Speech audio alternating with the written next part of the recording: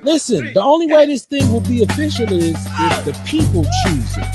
So that means share the show.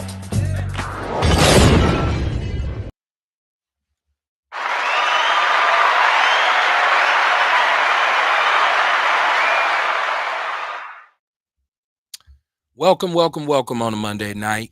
It is the inaugural edition of Outlaw Radio.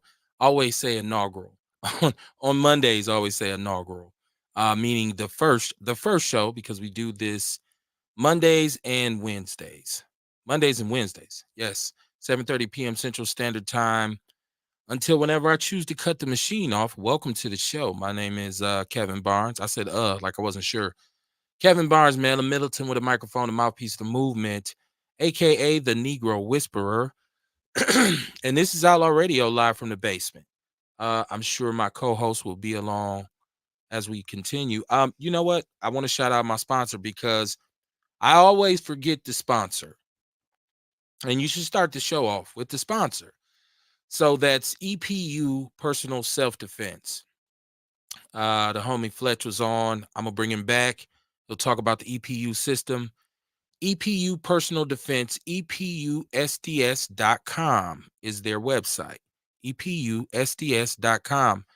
I've been putting up a lot of different promotional material for the brother, Fletch, and EPU Personal Self-Defense. So that is our sponsor. So if you these are some tough times. If you're looking to figure out how to, get in position to defend yourself or yours that you're responsible for, then hit him up, especially if you ain't got them skills. Everybody ain't got them skills. I am not alone. I do have a co-host. He is here. Mr. Carter, what's going on with you, my brother? How you doing tonight? I made it. How y'all doing out there? Welcome to Outlaw Radio, where we talk that talk and we definitely walk that walk. Raising vibrations and elevating thought. Y'all better come on in. I'm trying to tell you I am the black woman lover, the black man's brother, the culture, teacher, hood, healer, the ghetto witch doctor. Hey, mama, there go the CMOS, man! Vitality. If you ain't came here, you better get there. Let's get this shit cracking. House of Vitality in the Sherman Phoenix. What's your business hours? Tuesday to Saturday, 11 to 7. To Saturday, 11 to 7. There we go. Black business in full effect, man. Foundational Black American shit is what we do. Foundational Black American shit is what we do. People say, what is Outlaw Radio? What y'all be talking about? People ask me that all the time. What y'all be talking about? Everything. When it pertains to being a person of color, a man of color in this country, a foundational Black American, we basically cover every topic. So if you are on to that type of vibe, then this is the show for you. Give us a shot, man. I think what we do is pretty thorough. Real, what it do, man? How you doing tonight? I'm good. How y'all doing today? I am beautiful. All right. Good. I feel as good as I look, and I know I look damn good, right? There you go.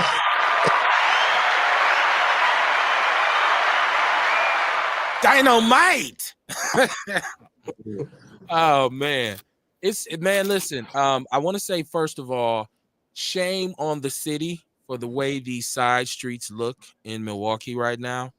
I get it. The main streets, it's cool. Man, my shit look like a war zone, like old country roads. Like, did you even plow this motherfucker? I don't know if they're behind and they trying to catch up, but I drove through Wauwatosa and theirs are done much better. So I'm just like, man, we get the short end of the stick on a lot of shit. Shout out to them, the DPW. I'm pretty sure they're swamped. I'm not, without, but goddamn, man. Like, it's like, it's a good thing that I do RC crawlers because it's taught me how to drive a real car slowly when the terrain is just like, oh man, that and my whip being 4-wheel drive has saved me, man. How y'all dealing with this traffic, man? I mean, because you got to be proactive too, because there's people who don't understand ice and they'll slide into you and shit. How y'all dealing with this?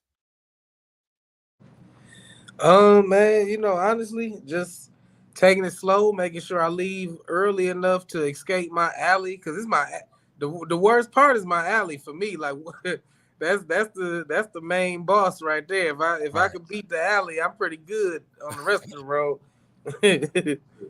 Yeah, see, we I don't have just, an alley. I just got a driveway. Oh, okay. So we don't I have just no take it alley. slow and drive defensively. Okay. Okay. Defensive driving. That's a lost art, right? It's a lost art. Yeah, City, get on your shit, man. I mean, come on, man. You getting tax rate. We giving y'all, we paying more money now. Our expectations are higher since you motherfuckers want to continuously raise the bar. You Right. want to tax more? We want our shit done on time, right? You want to give yourself a pay raise? Then we expect some shit to happen for us, not for some large corporation. Don't get me started on this shit. Y'all know how I do, man.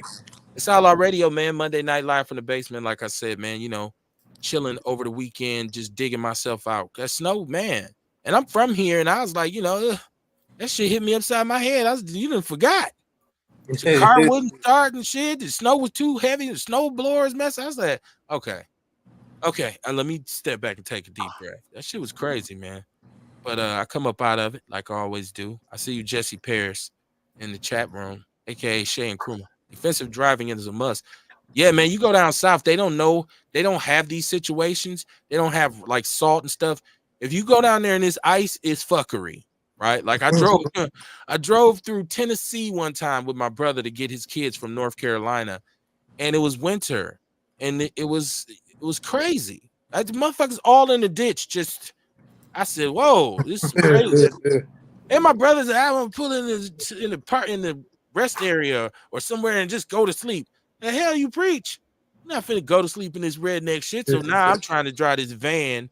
It was fucked up. That's why one of the reasons I don't like to travel. I have bad experiences. Erica Hunt, how you doing, sis? How you doing tonight? What it do, Peace, Outlaw? peace. Mark Ross, my brother. Mark Ross, he got his own podcast. He said, "Good evening, brothers." Man, Peace. I'm telling you, man. I guess getting old makes you really appreciate being alive, because I'd be just happy to be here and shit. For real, I'd be like, man, I'm just happy I'm alive and shit. Right. Yeah, man, it's crazy. Shout out to Juan Mac Jones, man. Shout out to Juan Mac Jones. See, I always define myself as a funk baby, right? I was born in 1975. I'm a funk baby, right? I'm of course hip hop, but I'm also a blues baby because my daddy was a blues dude. And he does the juke joint, man. I'm telling you, it's just like sitting in the old J&J's on 19th and Act late at night with the old people when they got the jukebox playing all the blues songs. I was rocking with dude the whole weekend, man. He was jamming too, talking that shit. Shout out to Juan Mac Jones, man. I'm trying to get Juan to bring the blues element to Outlaw Radio. I think it might be time for us to do something with the blues or whatever. So we'll see, man. Shout out to him, man. Shout out to Juan Mac Jones. Kamar, how was your weekend? Right, my weekend was smooth, man. It was real smooth. Okay. I was up at the channel out at the Sherman Phoenix. I ain't do nothing super special, but that. Okay, just hustling. That's it. Right, trying to make the donuts. Yeah, man. Nose to the grind. Yes, sir. Yes, sir. Real, what you want? You got my wine, man. What's happening, man? I'm gonna have to hide outside your house. What's happening? It should be ready by Valentine. That's what I'm shooting for. Oh man, I hate Valentine's Day. It's my least favorite Hallmark. I hate it. Simp shit. Tiarsha Arthur in the chat room. How you doing, Tiarsha? She said, "Good evening, Kevin, Kamar, Rail, and the Outlaw Radio family." That's y'all. And that number is 262-202-5131. Right? You gotta know about it, man. Call in, man. Get in on the topics. Get in on the discussion, man. Don't be no armchair quarterback. What we used to call it, Kamar, look at Hayden. Sitting back, looking and hating. Juice Lady in the building earlier than she's ever been in her entire podcasting career. It's sometimes I'd have met you in the when we be in the background. You like, you here. This is true. Yeah, you're right. Don't even act like that. How you doing, Courtney?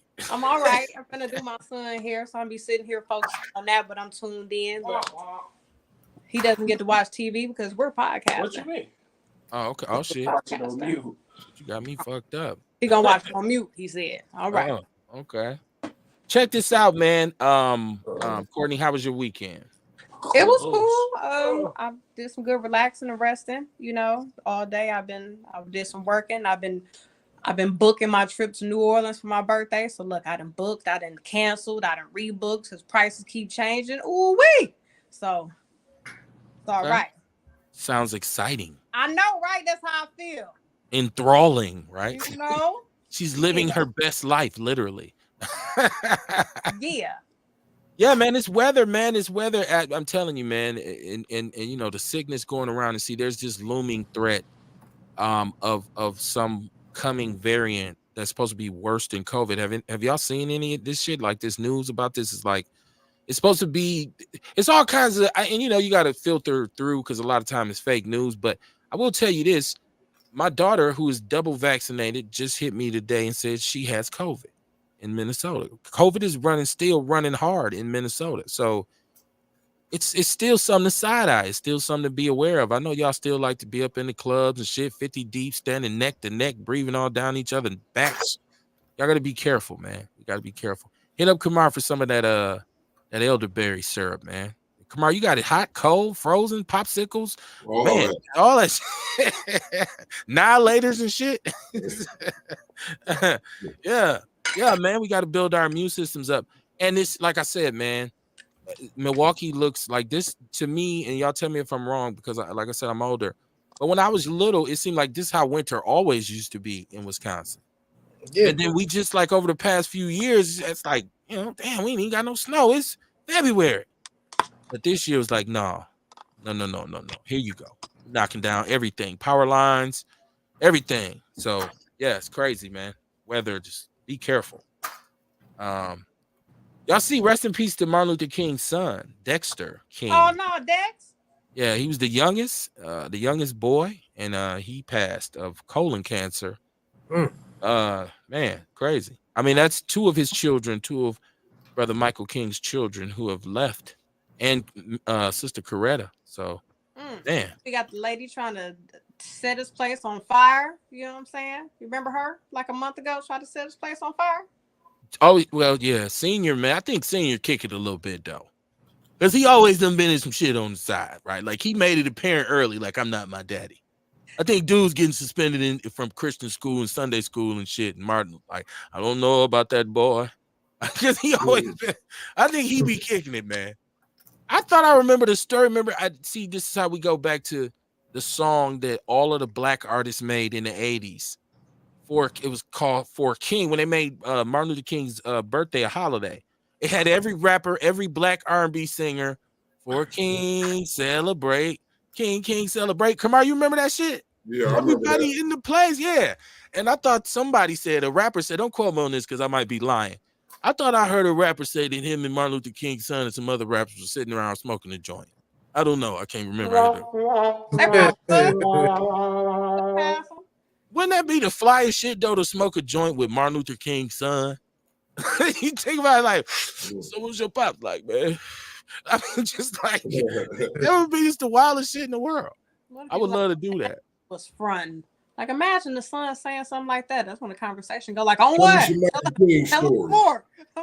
Right. He might go to saying some real shit like, Pops used to gamble, right? Right. It's like, what? No, I did not know that. Right. Black people shit come out all of a sudden. Hey, like, what if it be like, man, you know what? That nigga wasn't shit, dog. Right. Like, what? I ain't even know the nigga. You should have had a dream of being at the crib, nigga. Dog, that would be outrageous. Yes. Only we can make a mockery of Martin Luther King's relationship with his children. This is some outlaw shit right here. Just want y'all to know, everybody took part in it too. You can't just blame Kev. So are we all going to hell? Except Rail, he just looked up and grinned like, yeah, Rail, you coming through? Fuck it. Shit. Jeff Crape, man, in the chat room. Jeff Crape, the big homie from the hood. He said, Big Kevin Barnes. Global warming and El Nino. Yeah, man. Yeah, this weather, man, is handle you rough. You know what's crazy? Too, we had this thing here happen where there was a lady, a sister, who was walking and she fell and hit her face on a snowbank. and tried to call 911, but died on the spot. And they're saying when they got there, her phone was unlocked. She was actually on my face. It's not because it's funny. It's because this is some weird shit. Somebody's walking down the street, they fall, boom. Oh shit, I'm fucked up. Let me pull out my phone and try to dial 911. Like, did they put her on hold? I'm trying to figure out what the fuck happened here. It's crazy because I just asked my son that we was in Mayfair. I'm looking at the snowbanks, the big ones though. I'm like, hey, you think somebody would die falling off of that? I'm like, it ain't too high, but it's cold out here. You beat them, boom, and die. And now, and look at this story. And who knows what snowbank she was on, but damn. Well, no, she wasn't on a snowbank. She was walking down the street. They got security footage where she's walking and either she slips. I don't know what was going on. She fell. Boom. Like on a gate or something or into a snowbank and she was hurt. So she tried to call, but when they got there, she was deceased. And they said her phone was still unlocked. Damn. So, it's so many questions here. And condolences and prayers to her family, but what? Like, it's like, I just wait. Trauma though, because that ice is you could kill somebody with that ice. I think I told my other kids that the other day. I've been telling some wild shit for no reason. But yeah. Parents tend to do that, yeah. But I know my kids get tired of the stories and shit. Like, see that shit? I fell off of that one time. They was like, this nigga right here. Right. Let him tell it. He was an X-Man and shit. I should have put some blunt force trauma, as they call it on the TV shows. Yeah. Yeah, I mean, I watched my brother fall from our top porch onto the ice flat on his ass, and he was a big dude, and it didn't kill him. Her face, though, her brain, the skull, that's different. Yeah, because she fell really hard, like and it is icy. That's so tragic, man. Yeah, that's so tragic, man. I'm not trying to make fun of it at all. I'm just saying it was just to read the story. He was like, what? Wait, what? And they got like footage, so Mikey, what it do, man? Milltown Mikey Davis, man. What up? Milltown Mikey Davis. There we go. Shout out to Mikey. Shout out to Samantha Collier. She said Outlaws. What it do, sis? You and Ticey Gossi at the Call to Action podcast, man. Gave us love. We get the love right back. Y'all hit us up, man. It is Outlaw Radio, man. It is cold, but it's getting warmer. It's supposed to be 40 degrees by Wednesday. It's supposed to be 40 degrees. Right, yeah, man. That's gonna be good though. But it's gonna be a mess. I mean, based on how much snow that they actually left in our streets, unless they come through and plow again, man. We need that. We need that. That'd be a good look, because these side streets are a hot mess, bro. Samantha says we love y'all. The feeling is mutual, Samantha. Kamara and myself really appreciate y'all, sisters. We had a good time over there too. Kamara was on fire in that interview, right? He was going. I was like, oh shit, okay. Which doctor? Yeah, it was dope though. Mikey said I had to get rid of the deacon. Why, man? Why you get rid of the deacon, man? That's what everybody know you as, bro. Yeah. She said we want to come on anytime y'all want. She said February. Let's book it. Say book it. Book it. Jeff said, sorry to brag, fam. It's 60 degrees right now in Houston, Texas. Right. You know why, Jeff? I gave you that because when y'all have a hurricane and it's hurricane season, or y'all have a drought, right? Or a locust infestation, or what's some other shit that have tornadoes, then I'm going to come on and I'm going to floss to you and say, it's 60 degrees here, calm and sunny. It ain't fair for you to do that.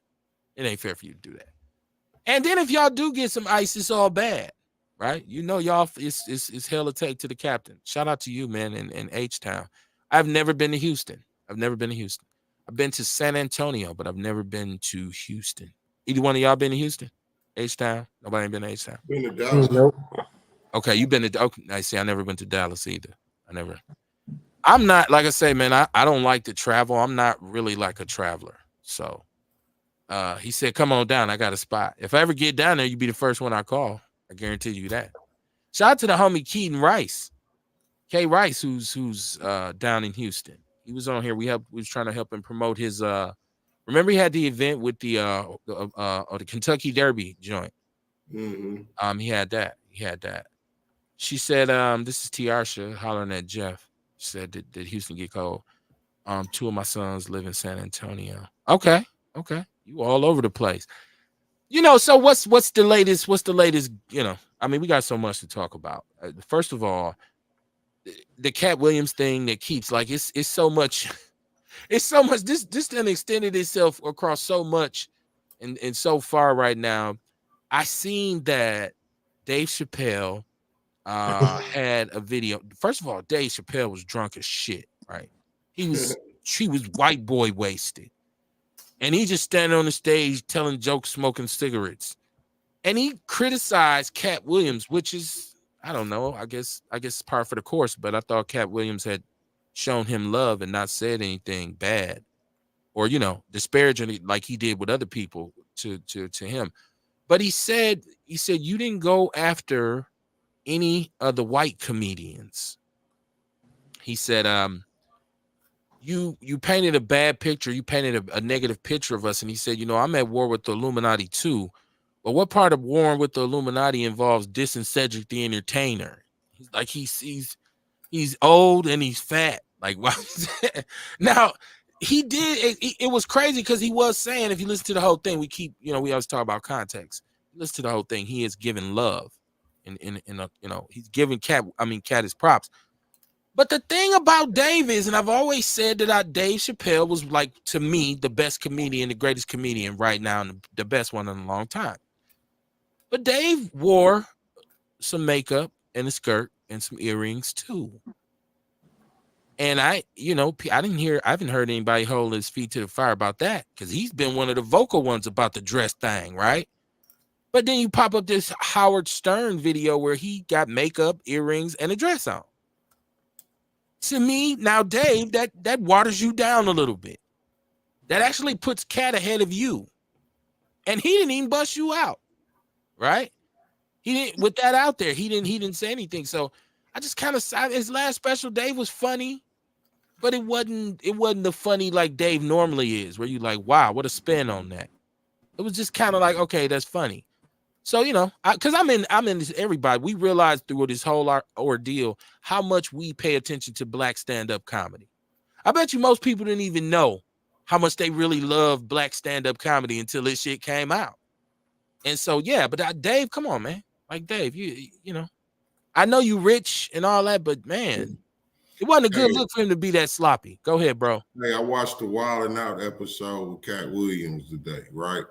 Michael Blackston was on there too. Okay. This motherfucker Cat Williams is relentless.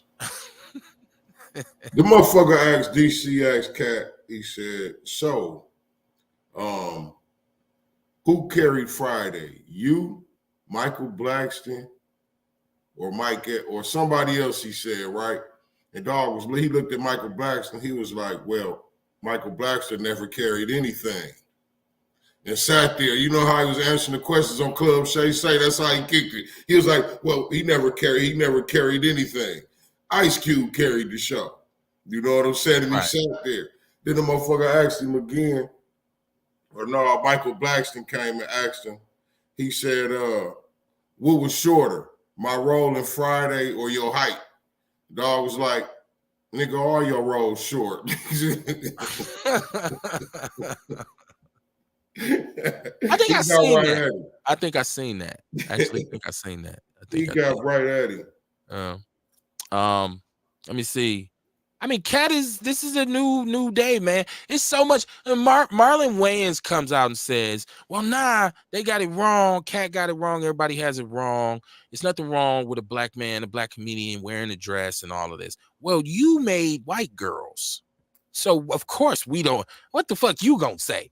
And then he got like a bisexual son or like a cross-dressing trans person. He got one. His son is one of them things. I don't know if he's the LGBTQ or what, but he one of them. He up under one of them flags. So yeah, of course, man. You already come on, man. You compromise. Some people should just be quiet, right? Like, don't say nothing, man. Just keep doing you. Yeah, man. So yeah, this Cat Williams thing is still Willie D done messed around, got him 2 or 3 million views. Shout out to Willie D.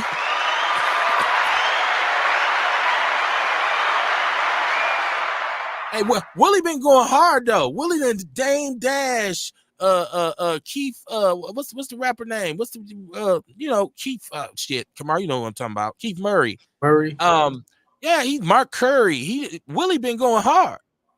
He's basically picked up where him and Scarface left off at without space. It's the same studio if you watch it. Yeah, man, that's just crazy, man. He said, this is Jeff. He's saying in the chat room, we got cold for 2 days. All right. Dion in the chat room. What up, Dion? He said, what the fuck going on, my people? We chilling, Dion. Just chilling, man. Said, which doctor's on spot? If you say that wilding out, Cat was a goon. Yeah, man. Earl Henning, what it do, my brother? How you doing tonight? How you doing? Cat is comedically, man. I seen the shit that they put. All these clips come, and you see the clip from My Wife and Kids with him and Damon Wayans, where he's in like old school battle rap mode. No matter what, that shit is hilarious. I'm like, dude. Yeah, that's just hilarious, man. Man, Bobby Shaw on that. Bobby, yeah, that's his name, but he just like my crew. Like he was just saying, like, it's just one, I can't remember all of it, where Damon Wayans is saying, like, y'all still got a crew. He was like, yeah, and we all live in the same house for the last 30 years. And he asked him something about shows, and he was like, we do a lot of shows and nobody pays attention. It was a whole thing. I said, man, that shit was classic. So Cat, man, doing his thing. And then the good thing about it is Cat is wherever he goes now, because he's not going mainstream like that. He's hitting up, the black media. That's something I wanted to talk to y'all about tonight too. The emerging black media, right? And whether we like it or not, we're a part of this. We're a part of this movement. This is a new movement. Never before have black people had the avenues to communicate directly with us and tell our own stories and give our own news like we have right now. I don't know how long the podcasting content creation bubble is going to last before it bursts. I'd still do it. I'd do ham radio. It wouldn't even matter to me. But this emergence of, and the greatest example of this is at the same time when Shannon Sharp can get up to 50, 60 million views at this point for that interview, Sports Illustrated laid off their whole staff. Sports Illustrated magazine, right? They've laid off, they said it was most of it, then they said it was all of them. Basically, it's finito, right? Why? Because my consumption of Sports Center and stuff like that is way down since I can just get on YouTube and listen at the cats who I go listen at Kevin Garnett talk about the NBA, or you can get access to us now like never before. So I'm happy that I'm part of this day and time, because one thing we won't have is an excuse. People won't be able to say, I ain't know. You a lie. And you always on your phone. You was always on the internet. I ain't know. You's a lie. We getting to the point where if you don't know something, it's because you don't want to know it. You've chosen to not know something.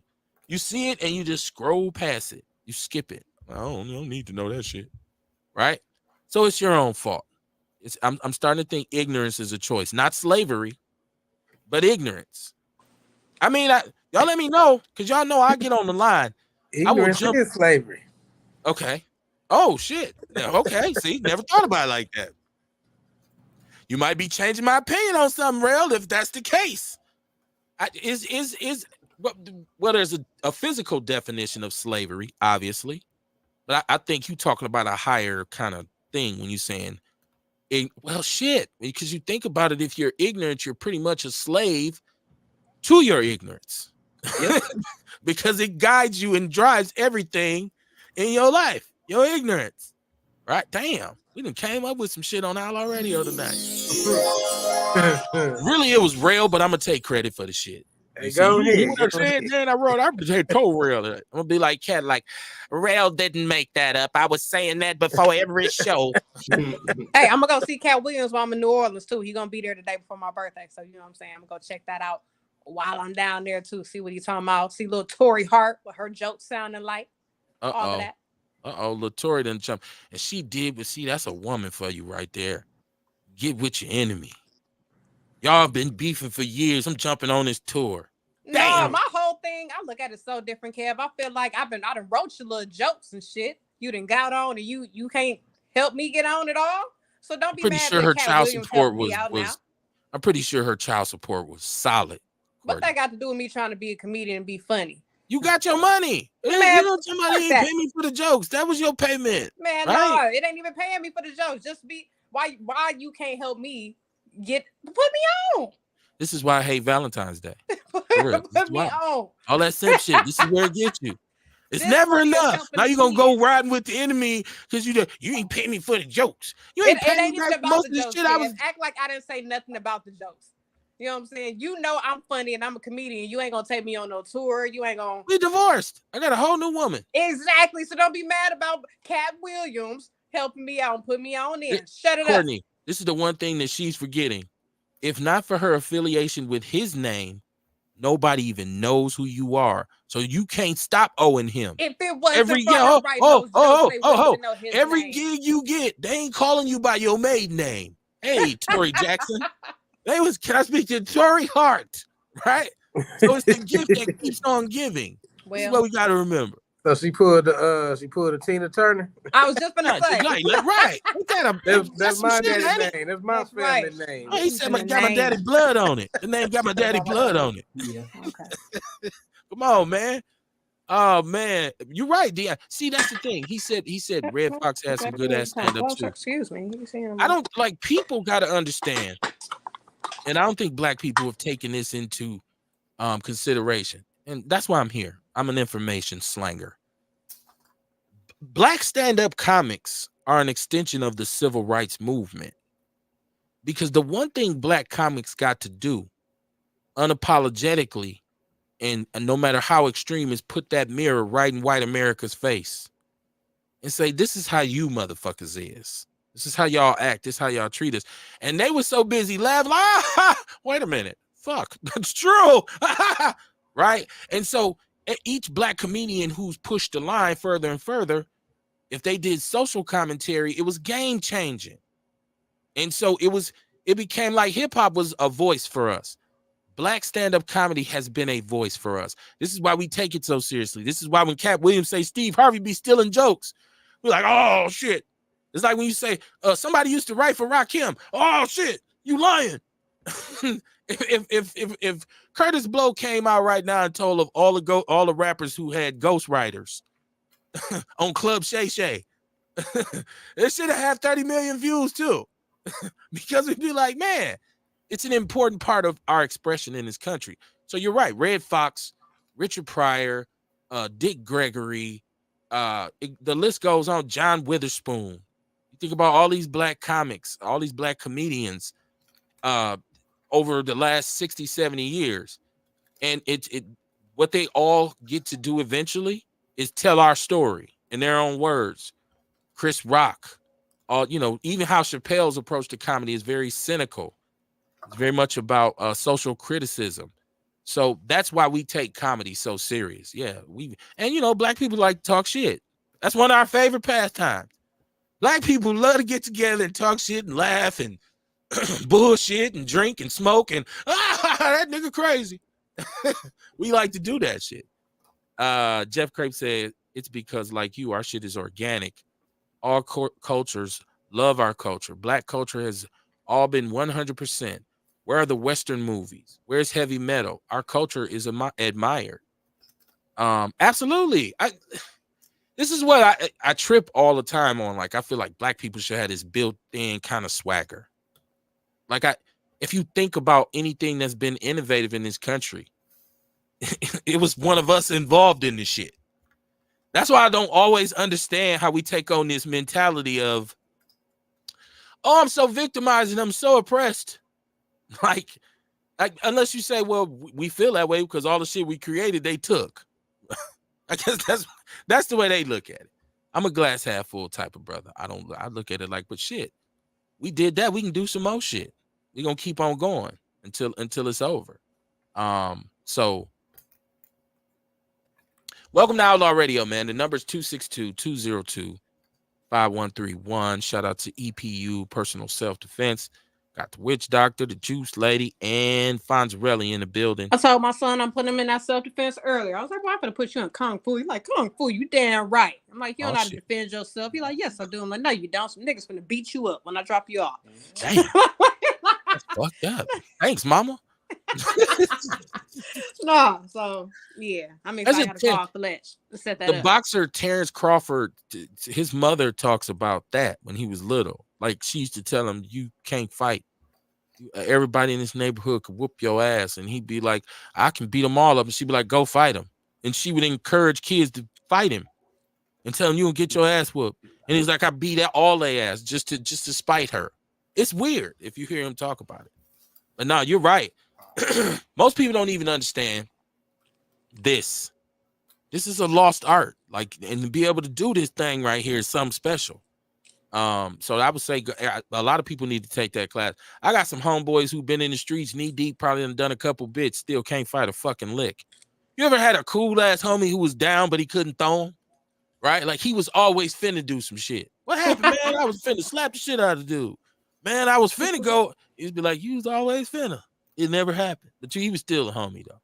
You just had to protect him a little bit. Said not a real truth is respected. How long is that gonna last? Where we want the truth. We want to hear the real shit. We don't want to hear the watered down corporate newscast version anymore. I go and look in the People's News Network, which is our sister Facebook group. And for me, it was just a group about Black, news. And it just kind of morphed into where different platforms are presented, especially by Brendan Hayes. I don't know this brother. Sometimes he shares our show in there. I'm like, I wonder, do he know it's my group? But I appreciate it. I appreciate the support. But I'm saying it's so many platforms on the People's News Network. I'm talking about from ultra conservative to the Pan-Africanist. It's some of everything in that in my group. And it's all Black news. That's Black media. You got to look at it like that. You can filter through it and say, I don't want to hear that. Oh, I fuck with these dudes. Oh, I don't want to hear. I fuck with these dudes. So, yeah, man, it's a time of awareness. What we going to call this? The age of awareness? We got to give it a name, man. Somebody start. And then we can copyright that shit and make T-shirts. Ace Cooley in the chat room. He said, what it do, fellas? How you doing, Ace? Shout out to you, man. Shout out to you. Paul Mooney, this is Dion. He said Paul Mooney was a motherfucker, and I don't think he was gay.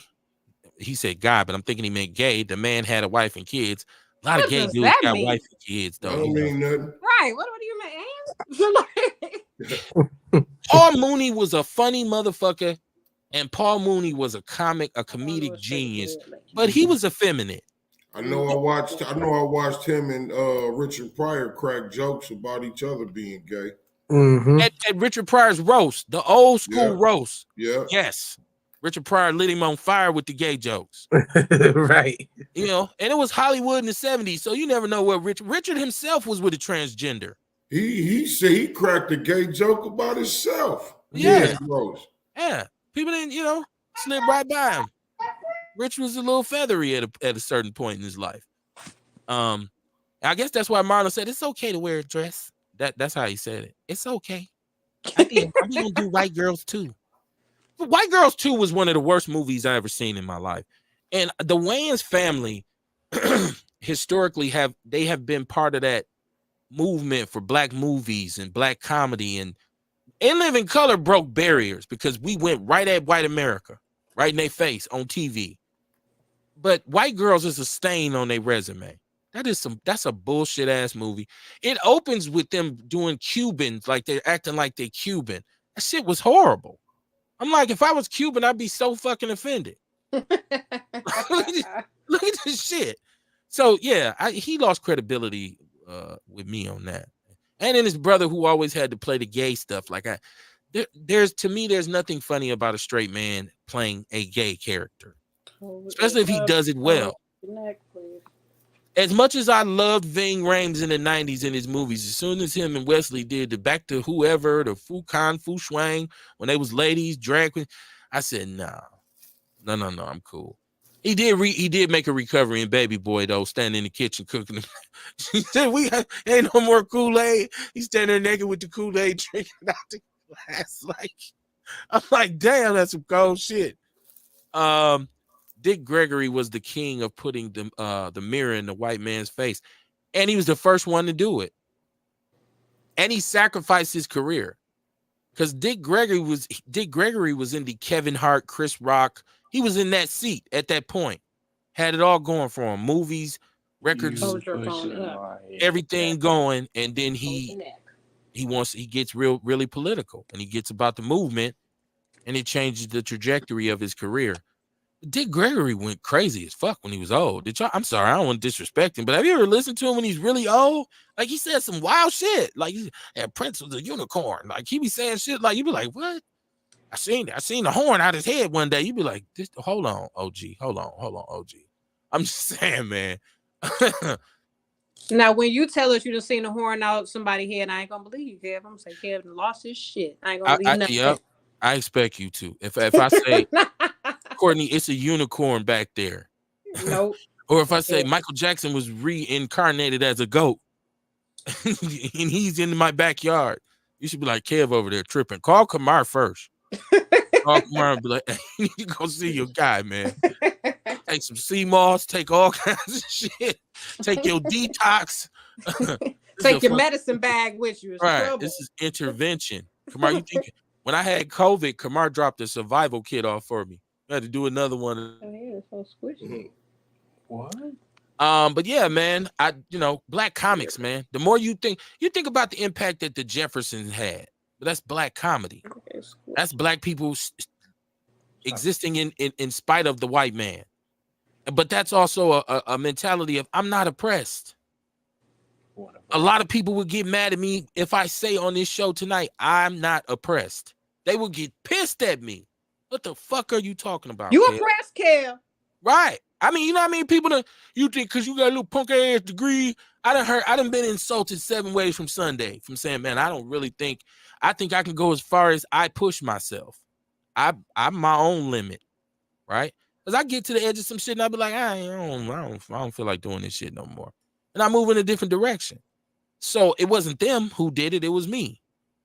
And I look at our community, and yes, I understand this systematic and systemic, but I look at us and say, that's not the white man. I know people hate it. Listen, and it's a hard truth for black people to accept. That's not the white man. We're going to do a show called That's Not the White Man. The NAACP going to cancel us. How the fuck you get canceled by the NAACP? What the fuck? He said, Dion said, yes, that is true, Kev, because they had woke jokes, but if you're not smart enough to catch it, you'll just laugh at it. But those guys were conscious as fuck. Man, every time you a black comic and you step on that stage, it's because I think the thing is like Dave Chappelle said with the Chappelle show. Yeah, the shit is funny, but then when I look at white people, it's like y'all laughing a little bit too motherfucking hard. And there's a difference in between being laughed at or laughed with. If we laughing together, that's funny. But if you laughing at me, that shit ain't funny.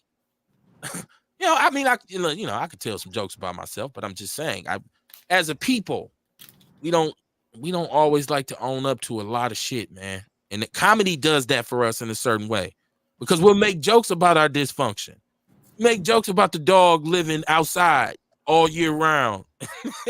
And he eat what we eat. He just eat what's left. That motherfucker ain't never touched puppy child. People be laughing, but that's how black dogs lived when I was growing up. That's a goddamn dog. He stay outside. My mother like, you better get that stinking ass dog out this house. Paul Mooney said a lot of stuff, man. Paul Mooney, he was very, very, very, diligent. Almost in a Cat Williams kind of way.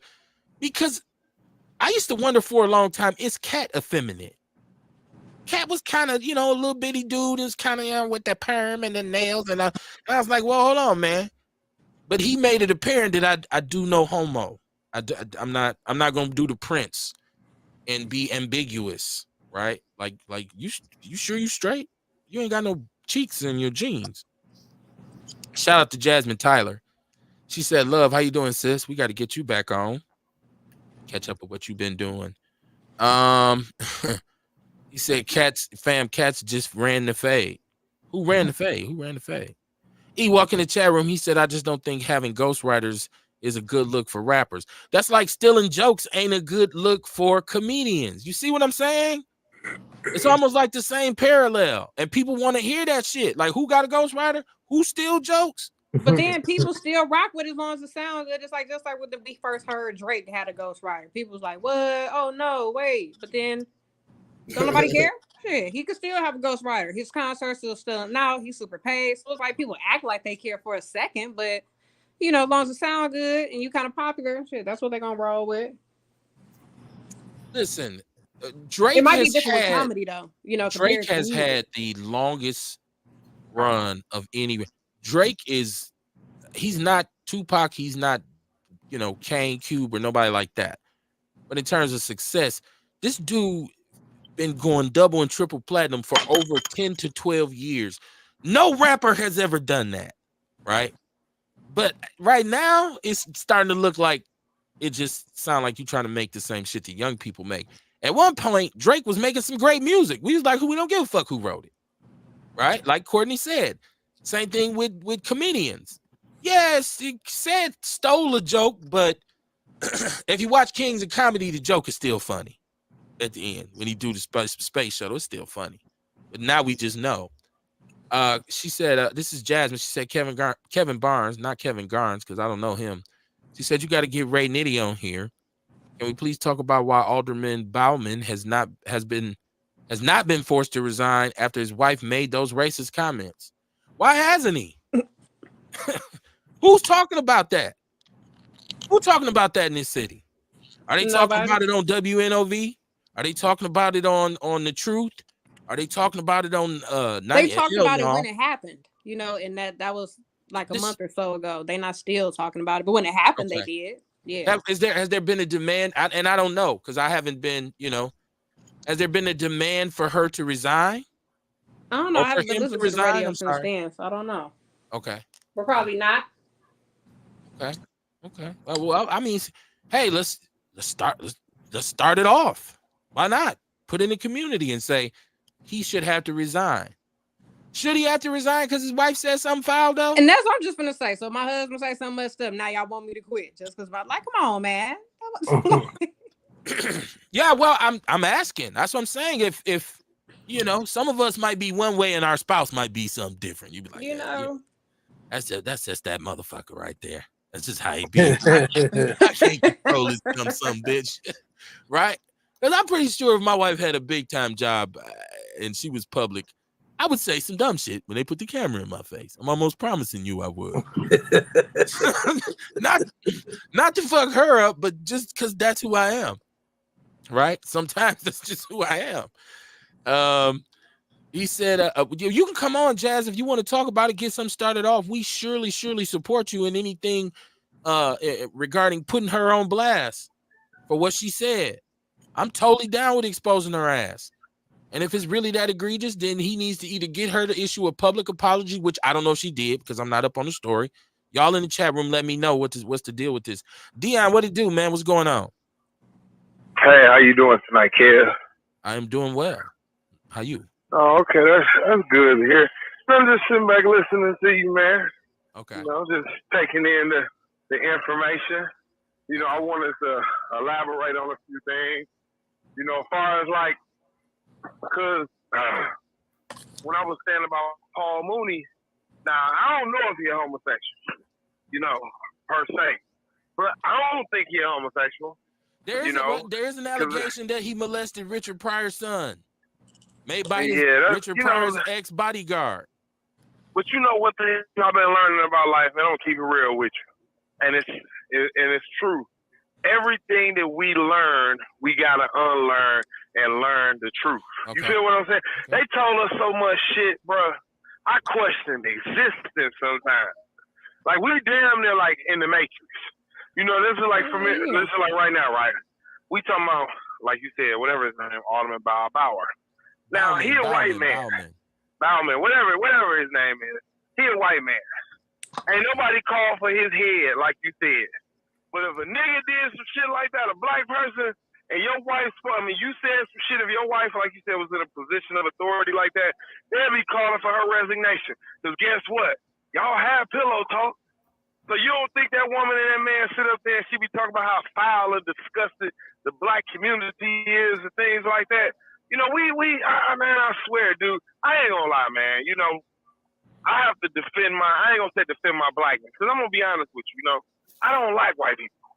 I hate them son of a bitch. I ain't lying with everything in my body. But I don't hate them like when you see something, you just gotta act ugly towards it. You understand what I'm saying? I hate them in a way that I be like, I want to learn from you, or I want to try to teach you something. You know, because a lot of my people, they'll be like, you always talking about you don't hate white people because you work with them and you got to sit up there and blah, blah, blah, blah, blah. I said, I don't hate them in a sense where I got to be nasty towards them. You understand what I'm saying? But I look at them and sometimes, do I feel pity or sorry? Sometimes it makes me angry because I feel like you don't know nothing about me. You know, and the more in depth I get in who I am and who we are, it hurts, man. But Dion, that's why sometimes let me ask you a question. Let me ask you a question. What? Why do you care if they know you or know about you? Why do you care about that? Like, because I feel like if they knew more about us, they'd treat us different. They wouldn't look like, oh, you need to pull yourself up by your bootstraps. Racism is at an end, and I don't really think that. I don't even think us and a lot of people. I don't know. Dion, hold on, because this is interesting. What up? You really think white people don't know about the conditions we live in and the situations in our communities? I can tell you how I know. Hold on, I'm gonna tell you how I know that they're fully aware, because they don't fuck with us. They won't do business with us. They won't come live with us. The only thing they want to do is gentrify where we live. They know exactly what the conditions are, and that's why they separate themselves, right? And that's why they disregard us. I believe you. I believe some do, and they might not know it all the way to a certain extent. I hear people be like, well, you know, racist, you know, Tim Scott and Nikki Haley and a lot of them.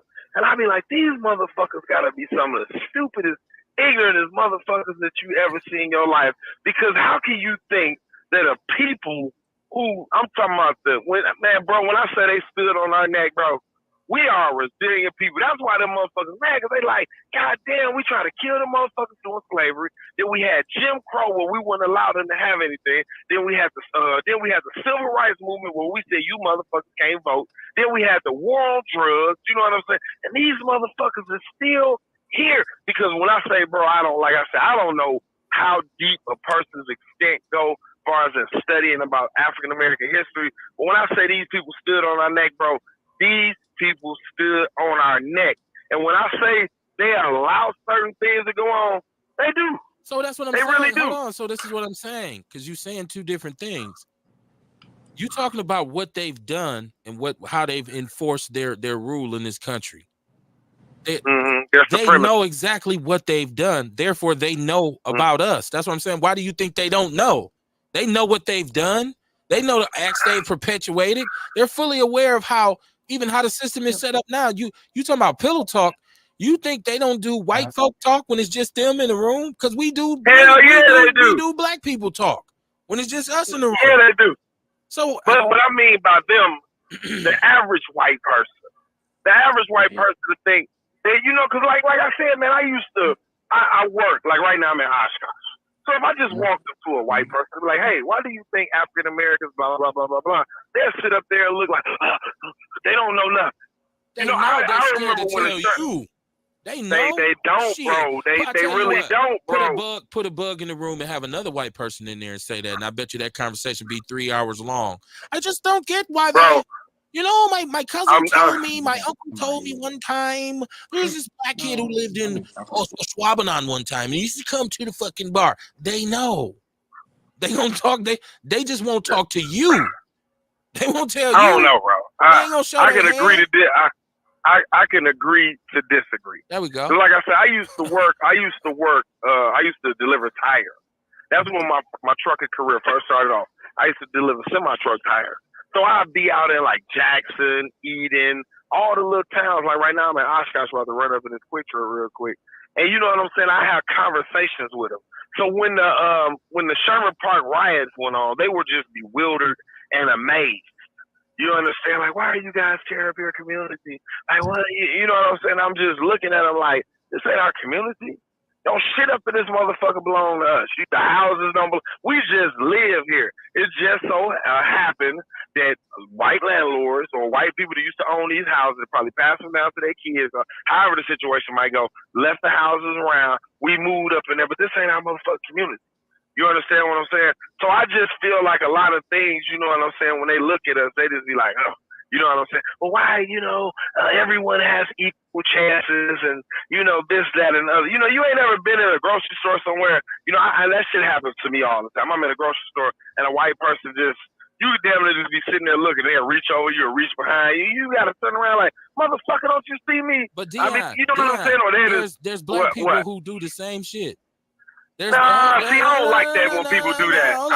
I don't, because my guy, he'll try that shit. It's a difference. Go to Pick and Save. Go to Pick and Save in Midtown. Hold on. I'm not endorsing, what I'm saying is people in general are assholes. Some of them are white and some of them are black.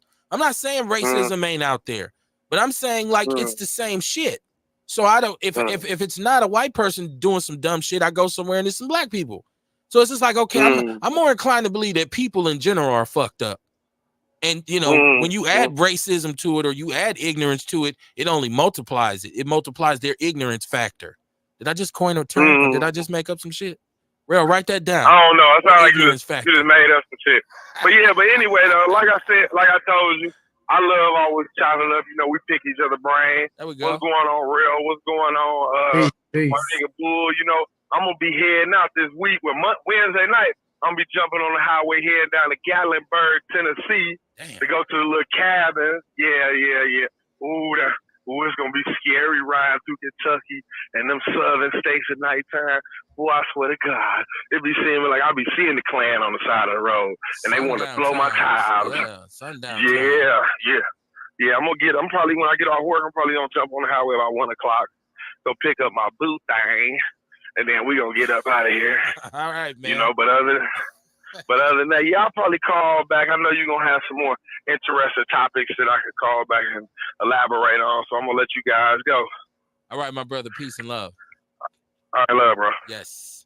I'm way behind in the chat room. Let me see. Ewok said they made 2 white girls. No, they were, and this is some Breakfast Club shit where they were asking him, what would it take to make another white girl? I'm like, why would you make another one? That shit was garbage, man. Did y'all ever see this shit? I mean, am I the only one who did? That movie was fucking trash. I mean, what made you even want to watch it, Kev? I don't think we have. What made you want to watch it? Well, because it was new when it first came out. And it was like, I understand, but what made you want to watch a movie about some men dressed as white chicks? I'm answering the question. It was the latest Wayans movie. We scary movie. I'm gonna get you sucker. Low down, dirty shame. The Wayans was funny. They was the happening black family. And then this movie comes, and when I seen it, I said, well, shit, I'm not going to the movies to see that. Just happened to be at the partner's house one time, and he had it on bootleg, and we checked it out because he bought it from the CD DVD man. I said, this shit is garbage. We didn't even watch the whole movie. Because once Terry Crews was in love with one of them, and I said, nah, man, this is some bullshit. So we didn't. I didn't watch the whole thing, but I did see some of it. So yeah, you're right. Ace Dick, when he was old, man, he was going around cussing everybody out. He went on the Breakfast Club snap. Dick was like, I heard him say today. I was watching a clip of him talking about Cedric the Entertainer was an ignorant motherfucker because of the jokes that he did on Martin Luther King in Barbershop, the first one. I was like, damn, he was mad about that. He was motherfucker from St. Louis, fat, ugly mother. I said, damn. Dick Gregory's going in.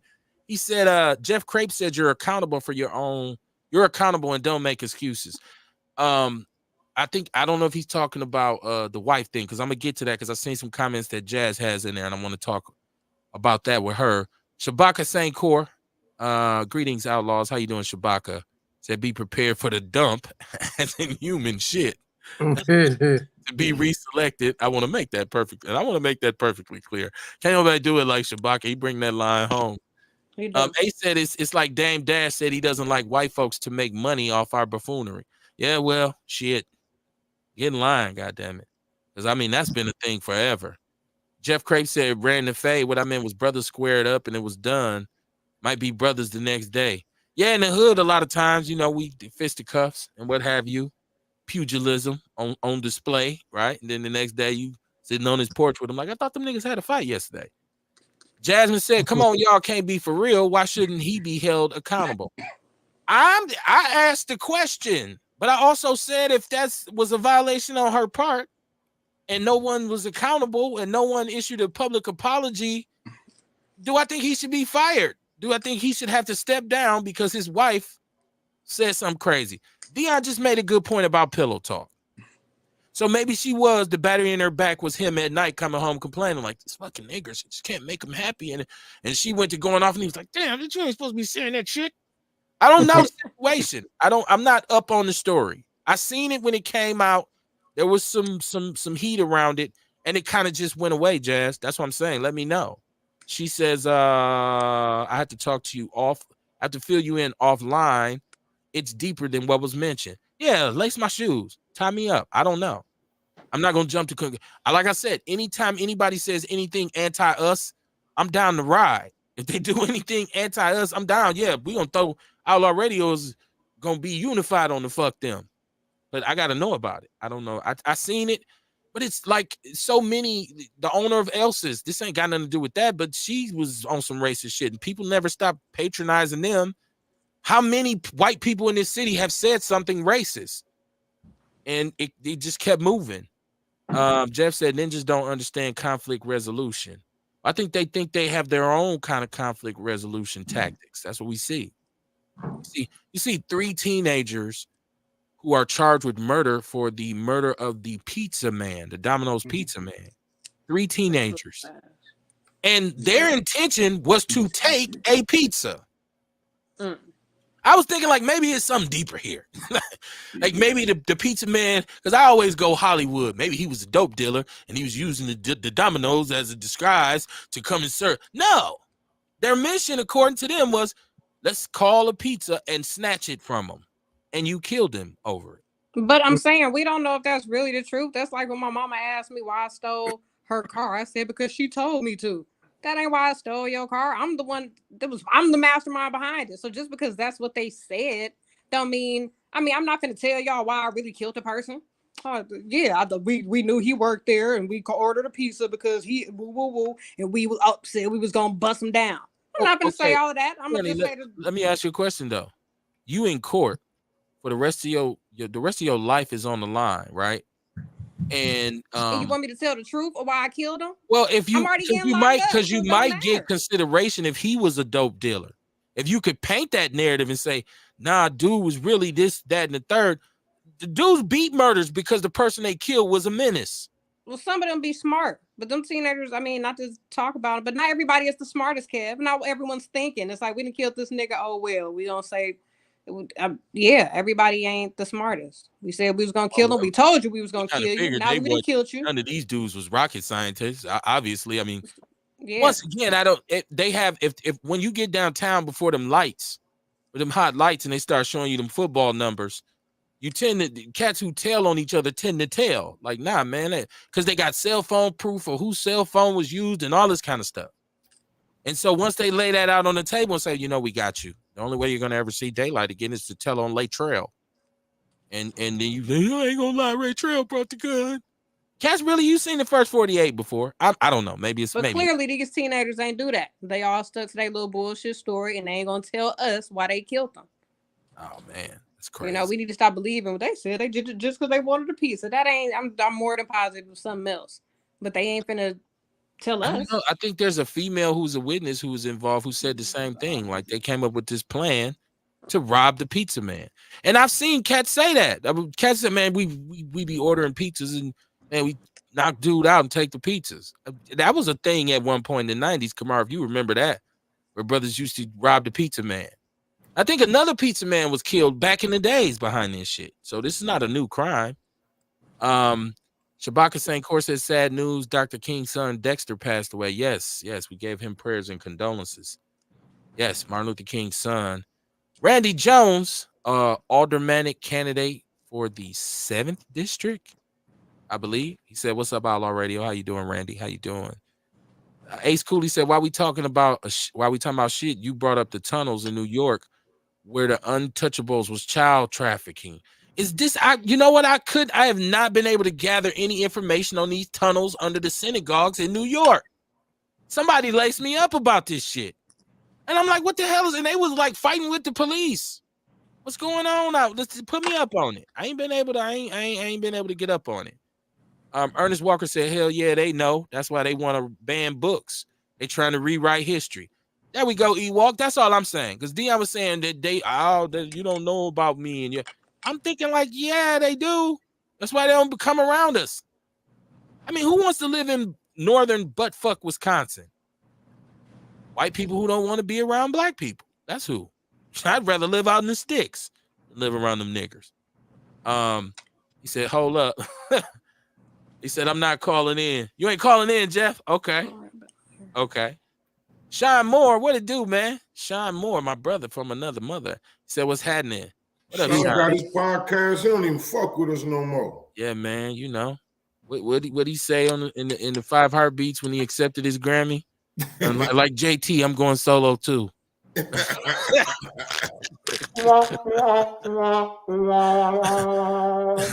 was on the road touring with these dudes in the store. I went solo. No, shout out to Sean, man. Shout out to Sean. Yeah. And the Cupcast, it is the drink and sip and talk. I'm sorry. Sip and talk from the game room with the game members. There you go. Sean Moore. Check him out. TR says super sad he lost his battle with cancer. Yeah, Martin Luther King's son had cancer. He had what do you call it? Colon cancer or pancreatic cancer, I believe. Oh, my bad. Jeff Crape says South is cool. None of that. Shabaka St. Court said we created the hashtag resurrection for the mental dead for brain dead motherfuckers. Tiarsha said he has a boo thing. Didn't he say several shows ago he's just got them for the draws? Well, Dion a player, man. Dion is, he said he no player, man. He said he going to the cabin with his boo. What do you? I mean, he going on a mountainside retreat. That ain't player. No. No. He gonna be calling back, right? I know You just lit the fire, right? Like, my phone will ring. Man, quickly. Ace Cooley said the Untouchables been planning for the last 50 years of how to cleanse the earth of black people.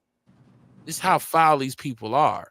See how it's always a jaw that Sterling, I think he means stealing our ideas, from Jerry Heller to Norman Lear, who took credit from Eric Monty for the making of Good Times, the Jeffersons, and All in the Family. Shit, they even stole a history of where we got enslaved in Egypt and sold and said all that happened to them. There's always been a twist on the narrative by them. That's what I'm saying. That's what makes this period of time such a great time to live in, when you can just turn on the local podcast dude, and if you catch the right vein and the conversation is what it is or what it should be, you're informed. You leaving there. Like we talking about these people with these tunnels in New York throughout the mainstream media. I ain't been able to really access what this is all about. But now, instead of not knowing, we got our own kind of network where y'all can call the show right now if y'all up on it and say this what it is. Of course, I'm gonna have to research it because you could call it and make some shit up. Ain't that dumb? Mama Jenkins said, good evening, my outlaw family. This cold is getting the best of me. Kamar came, come see me with the healing juices. Let's make it do what it do, family. She said, on Alderman Bauman's wife, after that first wife, the drunk, She said, this wife is a bag of scattered nuts and needs to meet up with some real soul sisters. Oh, snap. As for him, he's a real cracker. And I called his office, but he never called back. I just wanted to get at him. Okay. See, that's what I'm saying. Like, I fully admit that I ain't fighting every fight. Right? You can't. I don't think it diminishes our legitimacy as a outlet that we. It's impossible to know everything that's going on everywhere. That's why we need the people to come in and chime in. That's why it's called the People's Network, right? I will definitely hit you after the show, Cuzzo. I'll definitely hit you. He said Juice is speaking. I think he's referring to Courtney. Courtney, don't look into her eyes, man. All our guests who look Courtney in her eyes end up just fawning for her. I've been telling people that, man. Don't be doing that. Black Medusa, you know. Right? Ernest said, I didn't know pizza was still COD. It ain't. Because you can call in. You can call exactly. So y'all know damn well that wasn't what it is. Because especially if it's getting delivered, you got to pay for it. But if they said we're going to pay in cash, that's still an option, Courtney. If they said we're going to, because some people, like the Chinese place here, they come to your door with the card machine. But Domino's ain't got that option, though. That's Buddy's and them. Domino's ain't got that. This was from Domino's. They ain't got that. They ain't doing that. I don't know. We got to look into that. It said Domino's, not Buddy's. Now, I know Buddy's and them. They definitely will come with the card thing. I know about it. But Domino's, but you may be able to call Domino's and pay, because when you call, you say, I want to pay right now. I want to pay by card, and they'll take your card number and shit. And we do it all the time. We don't really do Domino's though. It kind of tastes like. But that's my thing. Terrible. So we know it wasn't just to rob the pizza man, because I'm sure the pizza was paid for. They paid I'm for it. thinking they was trying to rob the pizza man. Anybody else feel any different? They was killing the nigga for a reason. There wasn't a pizza. Rare, what's the conspiracy in this? What was the pizza? Was the pizza man an agent? No, shit. I think it was just some cats trying to snatch a pizza and it ain't go the right way. And that's the problem with trying to do a robbery and having a gun. Right. I didn't mean to shoot him. I was trying to scare him. Now we all got football numbers. Kamar, what you think, man? You think this was a pizza robbery or was it a conspiracy, my brother? I just think it was some dumb niggas, man. They was bored and hungry all at the same time. And high. They had to be high. Like superhuman high. I don't want y'all investigating. Well, I figure if they was that hungry, they probably wasn't. Hopefully they'd have spent their money on food instead of drugs if they was, you know what I mean? So I'm hoping they was hungry.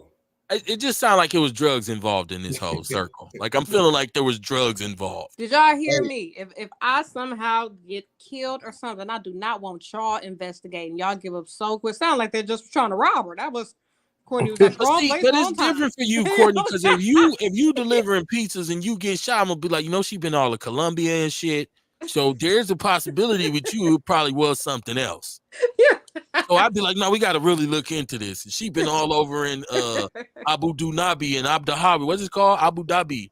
Like she might have had that shit on her trying to get it off. They was like knew about it. He said, streets is streets. Civilians are civilians. Nah, bro, I disagree, fam. I believe the same thing. The street shit is street shit. I used to always talk about the fact that in the community, a lot of times when you, and this is where I kind of understand what Courtney's saying. In our community, a lot of times when things used to happen, I would know what happened because I'm in the hood on the turf. And the newspaper will report it and be totally wrong. And you'd be like, that's not even what the fuck happened.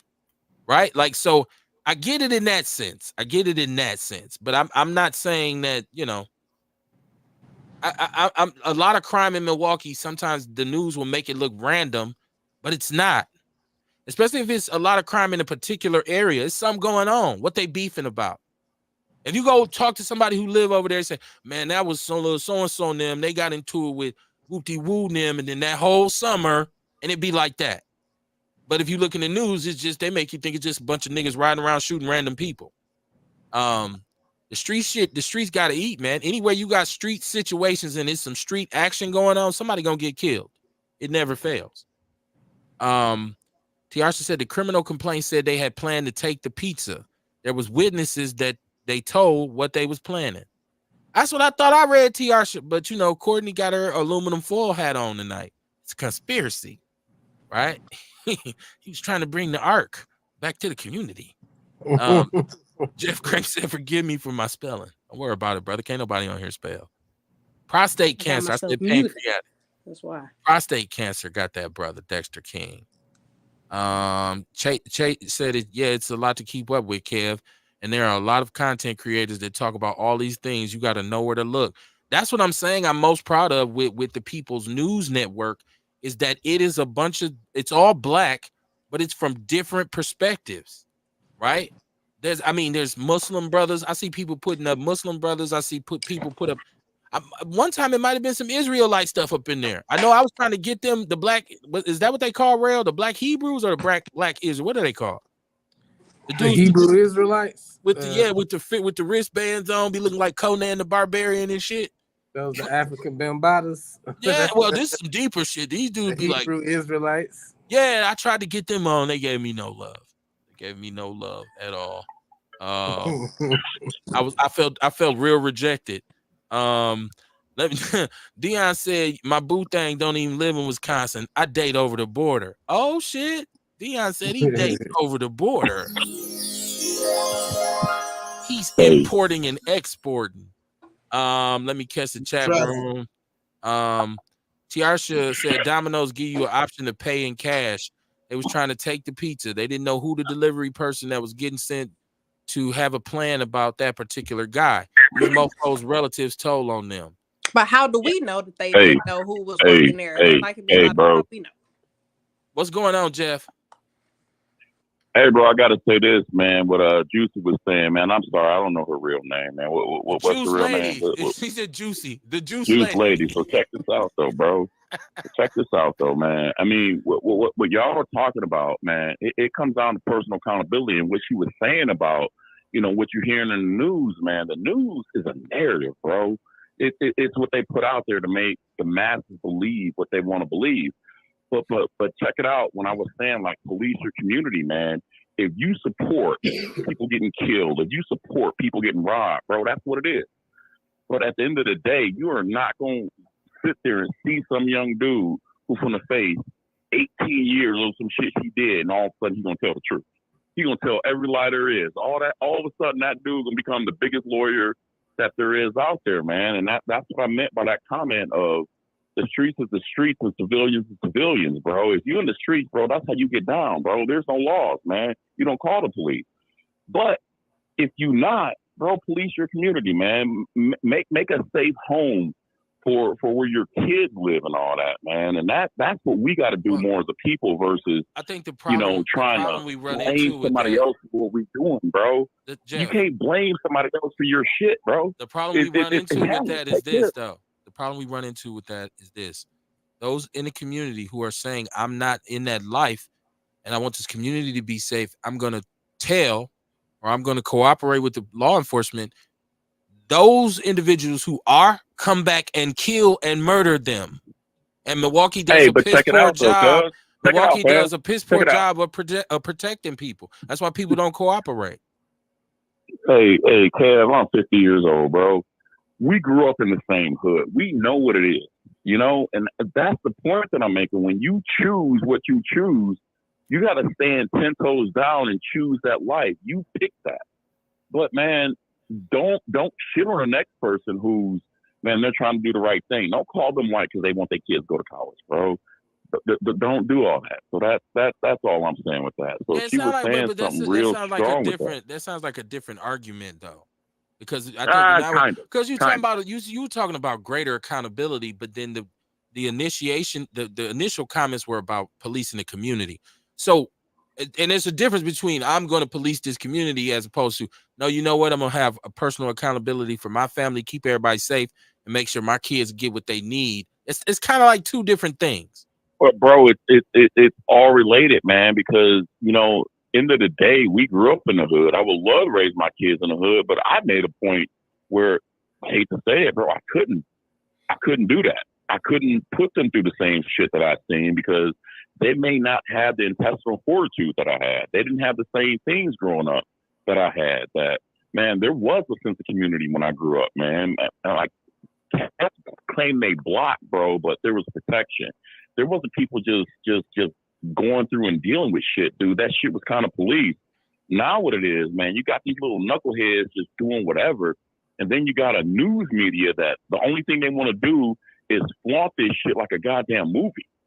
And it's real life that, man, they don't put the real down. They make it where, oh man, when I want to find out what's going on in the world, I watch news. But when you watch news, it's this biased, dictated narrative of this is what I want you to believe. If you still depend on TV news to know what's going bro, on in the world, you speaking to the choir, bro. That's what I'm saying. You're a very old person or you're mentally ill. Like, because everybody knows that's now saying, the news boss. is manufactured. Yeah, we know that. That's what. That's the power of the new black media. That's what I'm saying. This is a great time because now we have our own outlets that we can depend on, and you can go and research whatever you hear on a show like this. You can go Google anything we talk about. Can I ask you one question? I want to leave it here, man. So, you know, I was in like high school, maybe a senior, maybe out of high school, man, when Menace to Society came out. When that movie came out, my white friends thought that was real life. Did you believe that was real life, boss? I think parts of it were real life because it was a fiction movie, bro. Yeah, but do you think Scarface and Ice Cube were killing all those dudes, bro? Well, hold on. Did you believe that in your heart? Hold on. Wait. You said Menace to Society, right? Uh-huh. Okay, Ice Cube wasn't in Menace to Society. No. You're right. What I'm saying. Let me slow down. Let's talk about Menace to Society when that came out with the Hughes brothers and all that. So what I'm saying to you is, so when that movie came out, there's brothers from California who I know. I got my best friend is from South Central Los Angeles, West Side Zeladon. When I talked to him about how it was growing up in South Central during the 80s, those stories he tells are just like the ones that you've seen on Menace to Society. Cool, right, bro. But did you believe that was a real story they're telling right there? That's exactly what's happening. No, I believe that they were telling the stories of what happens in the hood. It was like somebody giving you a movie that's real life, right? I mean, there was nobody saying that's how we live. They were giving you a scenario. They were giving you entertainment. You understand what I'm saying? But a lot of people took that. Right. But it was the same way you listen to an Ice Cube album back in the day. The same way you listen to a Scarface album back in the day. If you believe Scarface is selling all that dope and killing all these niggas on this song, going in the niggas do that. Don't get me wrong, they do. But if you believe that's what that dude's doing, I seen that as entertainment. It was like, nah, bro. There's niggas I know I'm doing that. That's why I like this shit. But it has nothing to do with I'm advertising it, I'm supporting it. It's like somebody being a reporter, just reporting something from a different perspective than what you've seen before.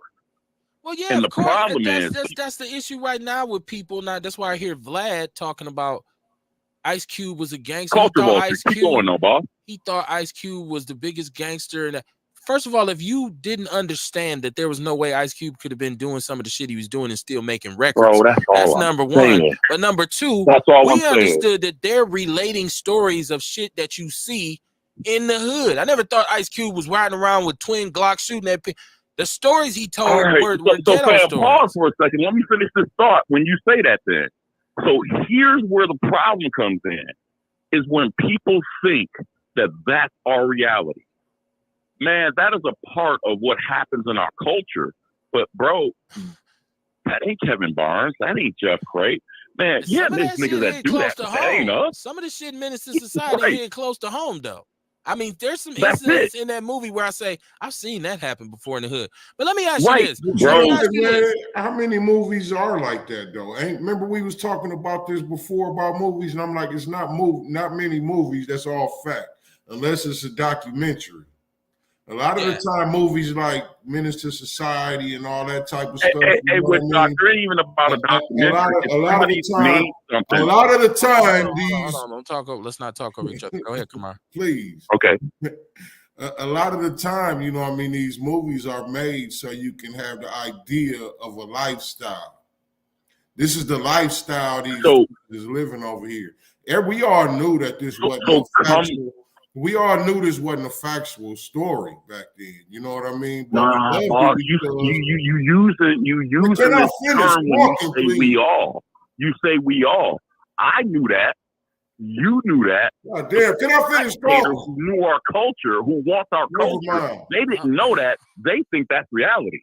Hold on, man. They Listen. think that's reality. Hold They on, think Jeff, that's us. Jeff, hold on. It's very important that everybody get to finish talking, because it All creates right, sorry. confusion. It creates confusion.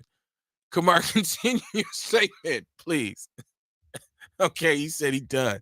Okay, I want to ask this question. Have you ever seen Smokey and the Bandit? Anybody on here ever seen Smokey and the Yeah, Bandit? I have. Did you think that's how white people lived? Or did you say, hey, that was just Bro, a movie? who you asking, bro? I didn't think that's how all white people I've seen live. some of the goddamn Western movies, bro, and it's like, that's just not real. Okay, But so when why would we people, look at Menace and think that's real? Like, I don't know where this is even at. I will calmly answer your question. It's because we are people that are feared and not understood.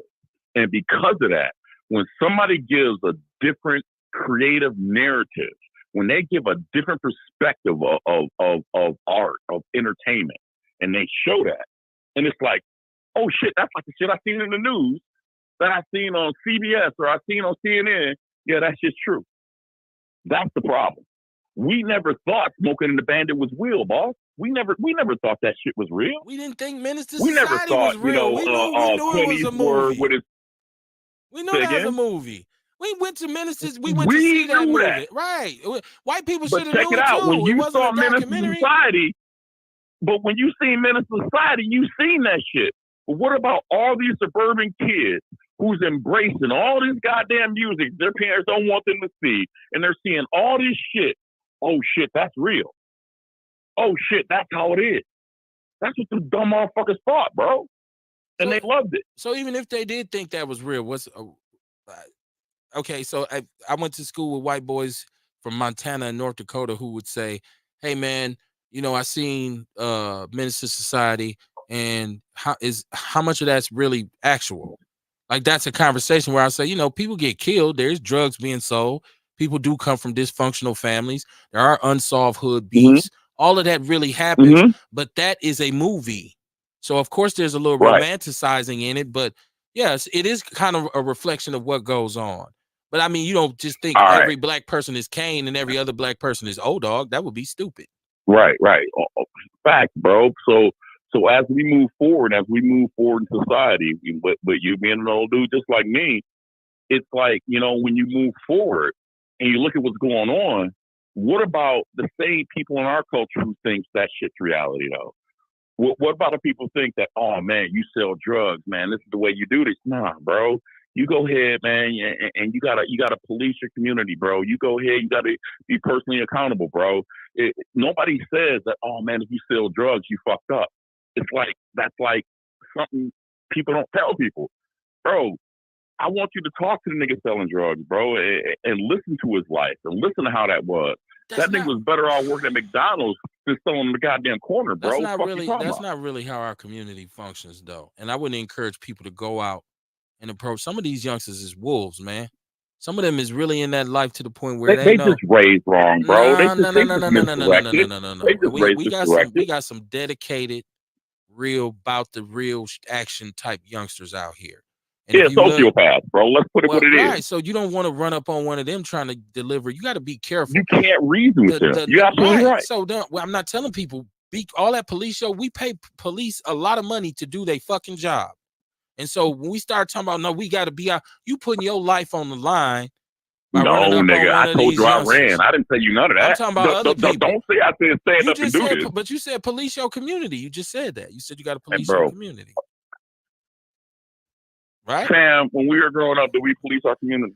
We didn't. We stayed in an area where it was majority homeowners and they were majority older people. And see, now you putting labels to it. No, it's the truth. We were all black homeowners. I tell you what, if you go over there right now, where it's more renters and more people who have come in that ain't as economically stable. Hey, Renee Coleman still live right there, bro. Crime. I know, cuz.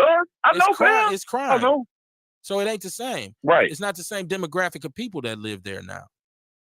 It ain't. People own them homes for 40 and 50 years at that point. Now it's people who just renting from somebody. They just across the street at my partner, old school partner house, Karanja. This is where I shouldn't even said his name. He lived there years ago. We know the house. We say it's Karanja them house. And that was the story on the news last year where they got the Ring doorbell and some dude thought somebody sold him some dummies. So he came up and shot the house up in the middle of the daytime. That shit never happened when I lived on 17th Street, but it was all Hey, homeowners. fam, I hear you. I'm listening to you. All I'm saying is we're speaking on the stories of like we walked to school, in 10 feet of snow both way uphill. I hear what you're saying, but the point that I'm making with it is that we need to have a little bit of lack of sympathy of failure. We need to understand, and our black community, we got to push accountability, bro. That's it. Okay. We can't keep saying this white shit, bro. We gotta push accountability, bro. We gotta push. We gotta do our own shit, bro. There are people who are watching us, and they're prospering off of our culture and what we've done and the hard times we've done. Because, man, it's a movie to them. But cats like you, cats like me, man, we seen that shit growing up. It ain't no hard street shit, no shit like that I'm trying to put to people. It's the point that I'm making, man. People have to get to the point that you got to understand it's not always black and white, bro. It's personal accountability. You got to do what you got to do for you and your family. Make what's important to you. The same way when you said there's homeowners and all that, man, that was that influx of people coming from the South to the North through all those jobs that disappeared at A.O. Smith, at Briggs and Stratton, at American Motors when they were there. Yeah, we know all of that. What I'm saying is that's gone. So the community over there is different. So it ain't no really policing that. You ain't jumping out the frying pan into the fire. You got to really be able to protect your own. Let me catch my chat room. All right. Ewok says I cooked up shit just like Kane was doing in Short House in the movie. I think we all have some pretty fantabulous stories about what went on in the 90s. I know Kamar does. Yeah, as well. There's stories on stories on stories, bro. I want to move on. I want to move on to something else that I saw that's in the People's News Network. Hey, Kev, I'm gonna let you finish with the chat, man. I'm go ahead and sign off, man. I didn't want to call take your time up like that. Kevin is on the main line. Tell him what you want. Okay. All right, man. All right, fam. Yeah. Did y'all see this? University of Wisconsin Whitewater, right? Back after holiday break, there's neo-Nazi skinheads on campus with some sort of laser light show, showing it on the side of the building, and got microphones yelling out all this. See, we keep talking about having you the octopus, you the civil rights octopus. You got to have your hand on everything, right? There should be tons of outrage for that, because these are our children who are pursuing higher education nonetheless. They got to go back to a school where a lot of people of color pay tuition. I haven't heard anything about this incident, wouldn't have known unless it popped up on Facebook. It damn sure wasn't on Fox 6, right? I didn't see it on 58, and they usually report black people shit. I didn't see it on there. Once again, this is the importance of us having these networks where we can inform each other. We can talk about what's going on. So if we get in that Bob Bauman about what his wife said, then whoever's in charge of security at University of Wisconsin Whitewater needs to be fired, because I didn't see no security pull up or nothing. I haven't heard of any. I don't have a kid who goes to Whitewater, but somebody who does, let me know if you've gotten some sort of email or something that said, hey, we had this issue on campus. We're dealing with it. Right? This is an hour away from Milwaukee. So I seen that shit. I said, man, now what if one of those black kids had said, man, let's get these dudes on some higher learning shit. Because I'm here to tell you, I went to school in North Dakota. This is what I'm saying about movies, right? You say some movies are fake. We know that. Sometimes you see a movie where some shit really happened in real life. We had this situation in North Dakota. I had it more than twice, where racist white dudes ran up on us. Like we said, no. I ain't finna do that. Hands and feet and hands. Put all over them. So,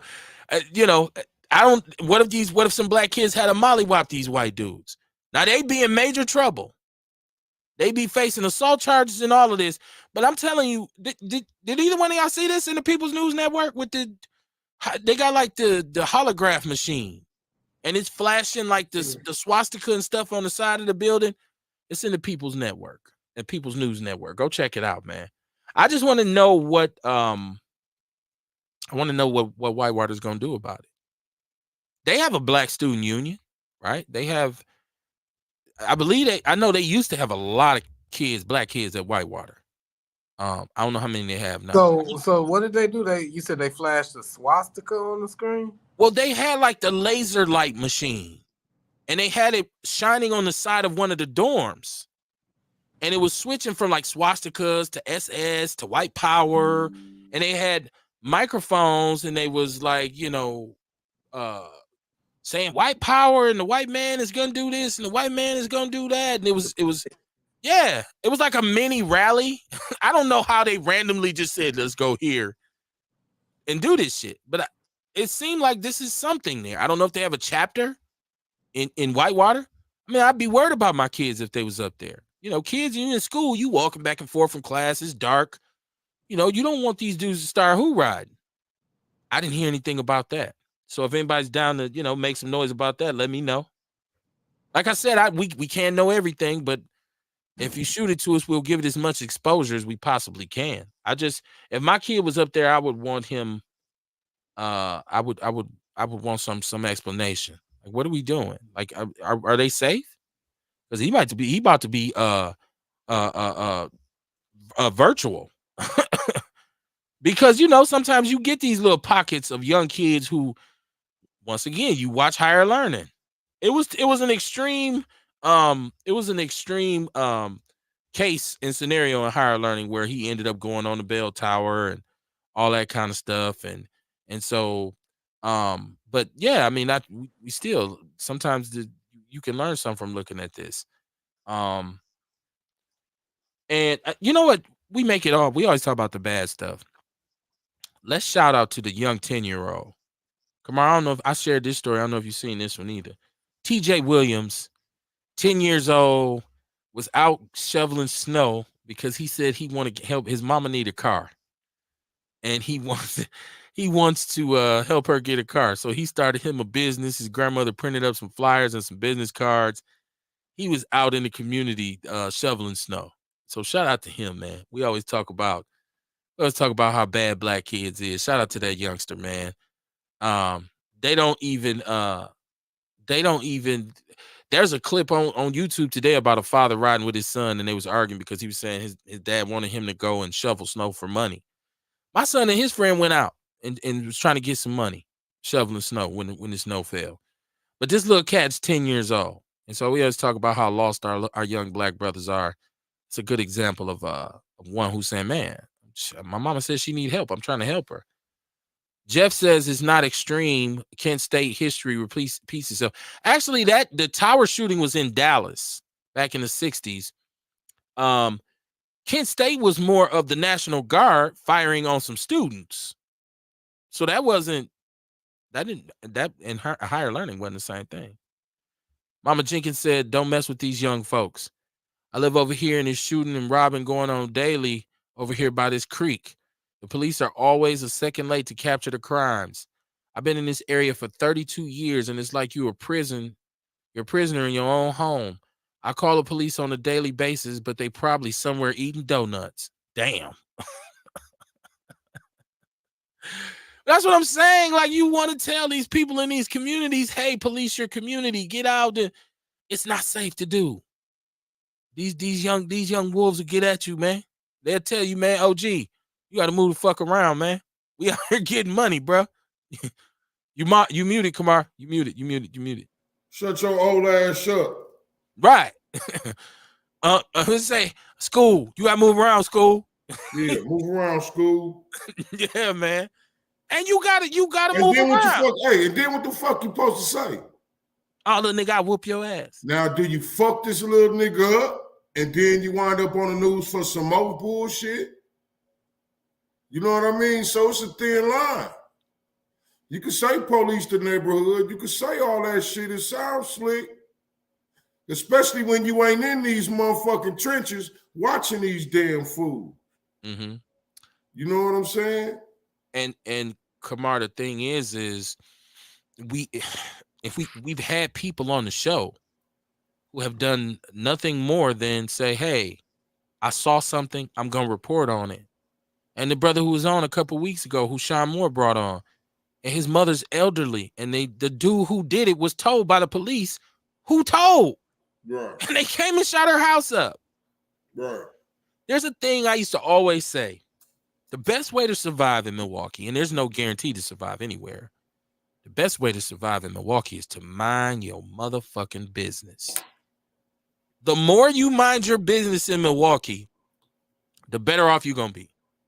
Not saying it's 100%, but a lot of times, the perfect example, back in the days, shout out to my cousin Carl Pfeiffer, who always calls in my family.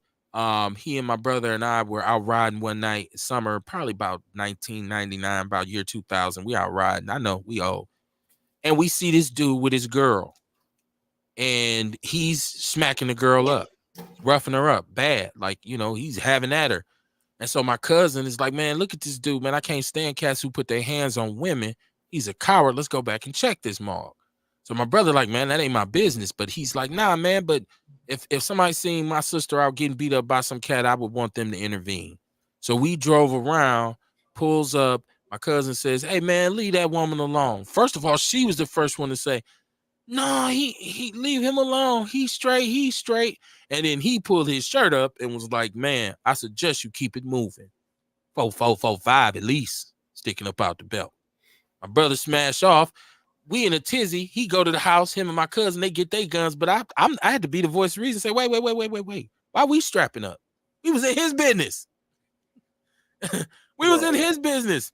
When we pulled back around to where he was, him and her was walking. They was way down the street walking together. Mind your motherfucking business. I pulled up on a brother and a sister arguing and fighting outside their car over on 28th and Capitol, right? Okay. Right there on the corner. Pull around the block, jump out the car.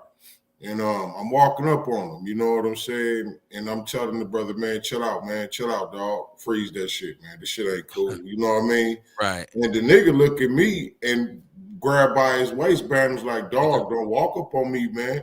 And I'm like, listen, fam, I ain't trying to hurt you. I ain't trying to do nothing to you. I'm just trying to let you know, just like I saw what was going on, somebody else done saw, and they probably called the police. You just pack it up, man, and walk off, cool it off, whatever. Just, you know what I mean? But anyway, I calmed him down. And the brother started walking away. He grabbed what he had to get out the car, and he started walking off. Man, the girl ran and jumped on the nigga back, grabbed him around his neck, choking him and all kind of shit, man. I'd have got this nigga up off for you. You know what I'm saying? So it's like, like you could lose your life trying to help somebody out here. That's right. That's right. You got a family that you got to get back to protect. Mind your motherfucking business. And you never know the circumstances. She could have robbed, she could have stole some shit. She could have set a motherfucker up. Like, you can't always try to save a damsel in distress because these motherfuckers is just as gully as men these days. You never know what dirt she could have did. And so, shit, there's a time to place your hands on anybody. Right. That's right. Jeff's in the chat room. He said extremists are extremists. Yeah, but I guess he said also, if you didn't know, my dad worked for the FBI. I did hear that back. I thought you and Cleavon had told me that one time back in the days when we were in school that your dad worked for the FBI. That's wild. Hey man, the spook who sat by the door, right? That Mama Jenkins said that's why I'm locked and loaded daily. Mama Jenkins keep that iron. She keep that fire on her. you run up on her, it's gonna be Bill Duke. You know you done fucked up, don't you? You know you done fucked up. He said I left y'all so you understand. I got 5 boys I couldn't let live that way. Well, okay, so let's talk about that because I am raising my my son is about to turn 18. God bless, God willing. My daughter's 21. She's a senior in college. Come on, how old is your daughter? I got a 22-year-old and I got a 13-year-old. And they were both raised here, correct? Yeah. Real, you have 2 grown sons. How old is your sons? They 19 and 18. Okay, and then you got how many kids you have in total? I got 6 kids. So I got 19, 18, 13, 10, 5, and 2. All how many boys? 3 boys, 3 girls. Okay. So the reason I asked that is because he's saying recognized the danger in the community, and he removed himself and his family, Ain't which there's nothing nothing with wrong that with either. that. But we've all raised our children here, and my kids are good.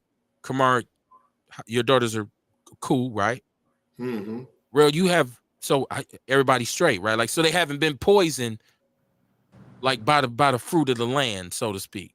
Oh no. One of my boys is in church real heavy. My 19-year-old. My 18-year-old, he did leave. He's in Arizona with him and his lady. So they got, they doing their thing in Arizona. Okay. So what I'm saying is, he talked about accountability. We talk about being responsible fathers. It's possible to do here because it's dangerous everywhere. Like, I don't think moving to wherever is a guarantee that, okay, they're gonna be safe. Now, I do understand you lessen the likelihood when you ain't in the jungle, right? I've always been very, very happy that I didn't have to raise my kids in a certain environment, but that was by choice. That was by choice. That was me saying, But Kev, that's cool. You know what I mean? If you feel like you want to move and it's for your kids, that's fine. I ain't got no problem with none of that. You know what I mean? I was just addressing the issue about the police in our community. okay, You know what I mean? And I was saying it's easy to say that, you know what I mean, to do that when you ain't in the trenches right. with the shit. You know what I mean? Like, it's so much disrespect. You know what I mean? It's to the point where you don't even want to talk to a motherfucker. You know what I mean? Yeah. It's a lot, man. It's a lot of layers to it. You know what I mean? It's easy to say, yeah, we got to police the hood. But I mean, shit, if you police the hood, you might have to start shooting these little young niggas. And then you just adding to the problem. Right. You either putting your life or your freedom at risk. You go from policing to being a vigilante real quick, You know what right? I'm saying? You know what I'm saying? That's what I say. That's easy to say. Yeah. You know what I mean? And I ain't knocking nobody that say that either, because you know what I mean. If you feel like that's your part of the revolution, do it. There's no doubt in my mind that it's absolutely necessary for some people to leave this city. I am not lost by that fact, right? Right. Like, my own brother, born and raised here, despises Milwaukee. He can't stand it. And every time he's here, he just goes, he hates it. Does he love being home? Some of the nuances of being at the crib, and, of course.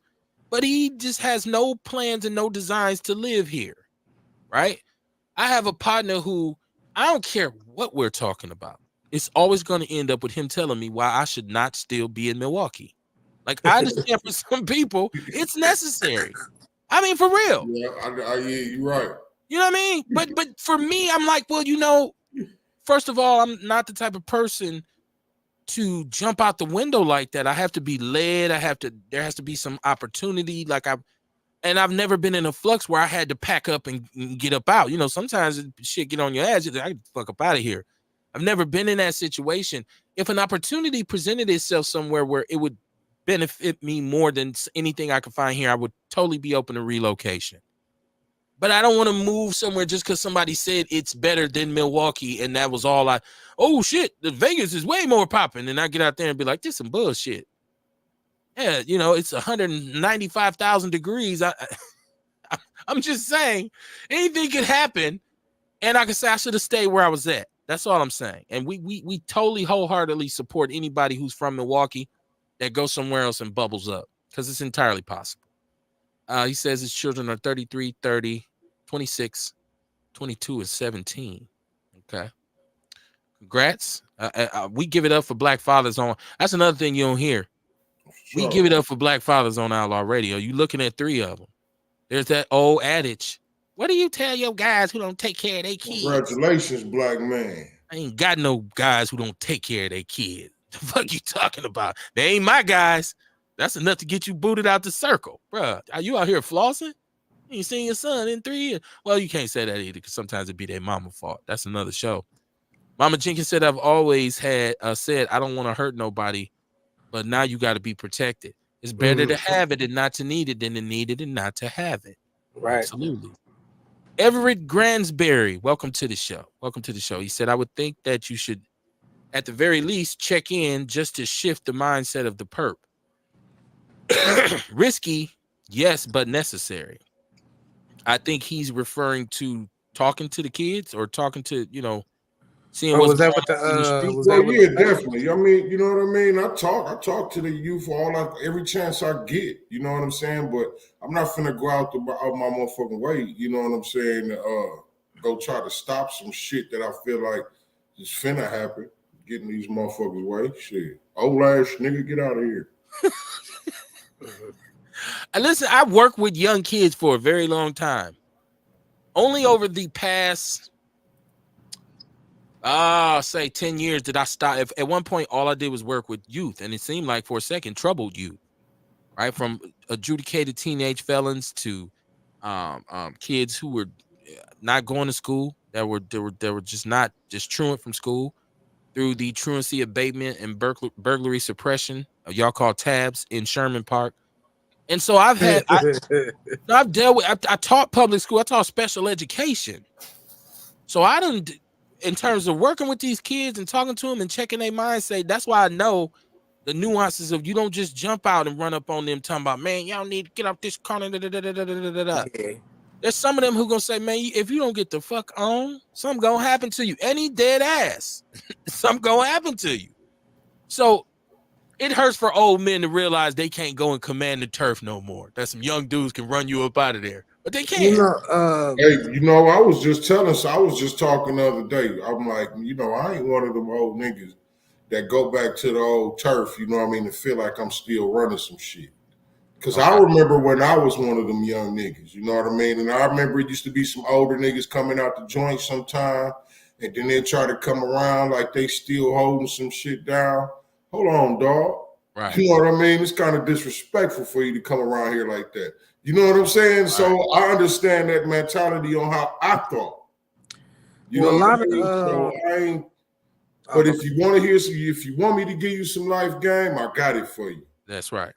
I'm here for you if you need me. right. Go ahead, Real. Oh no, I was just gonna say a lot of the little young cats fuck with and shout out to Everett. That was my supervisor back in the day. Cool ass dude, man. Okay. Cool as hell. But a lot of the young cats I come across, like I help those who trying to help themselves. You know what I'm saying? I ain't approaching somebody that don't want no help, because these cats is trained like. So first off, they've never really been introduced to positive masculinity. So just the fact that a man is trying to tell them something or put them up on something, they automatically take that as a threat or insulted by, you know what I'm saying? But the young cats that are trying to help themselves and willing to listen, man, shit, I'm always dropping jewels in their spirit. I done gave out so many of my books for free, my gratitude journals, just, for those who trying to do it, I will gladly support and be a resource. But at the same time, I never really try to force a message or knowledge on anybody. Because I do notice that most of these young cats, they want somebody to put them up on game. They want somebody that can mentor them, but at the same time, you gotta have credibility within their eyes. You know what I'm saying? Right. There's It's just like when you talk about trying to teach somebody something about spirituality, or you trying to wake them up to something about the government is doing. You know what I mean? And they ain't trying to. You can't teach them nothing if they don't want to learn it. You know what I'm saying? Right. Like, I can't wake you up and tell you, look, man, if you want to do this, you got to stop eating meat. You do this, do that, and then the motherfucker they can't even grasp the concept. right. You know what I'm saying? Because that's all they know. If the street shit is all they know, they ain't thinking of something. They ain't even thinking about a different type of lifestyle out here.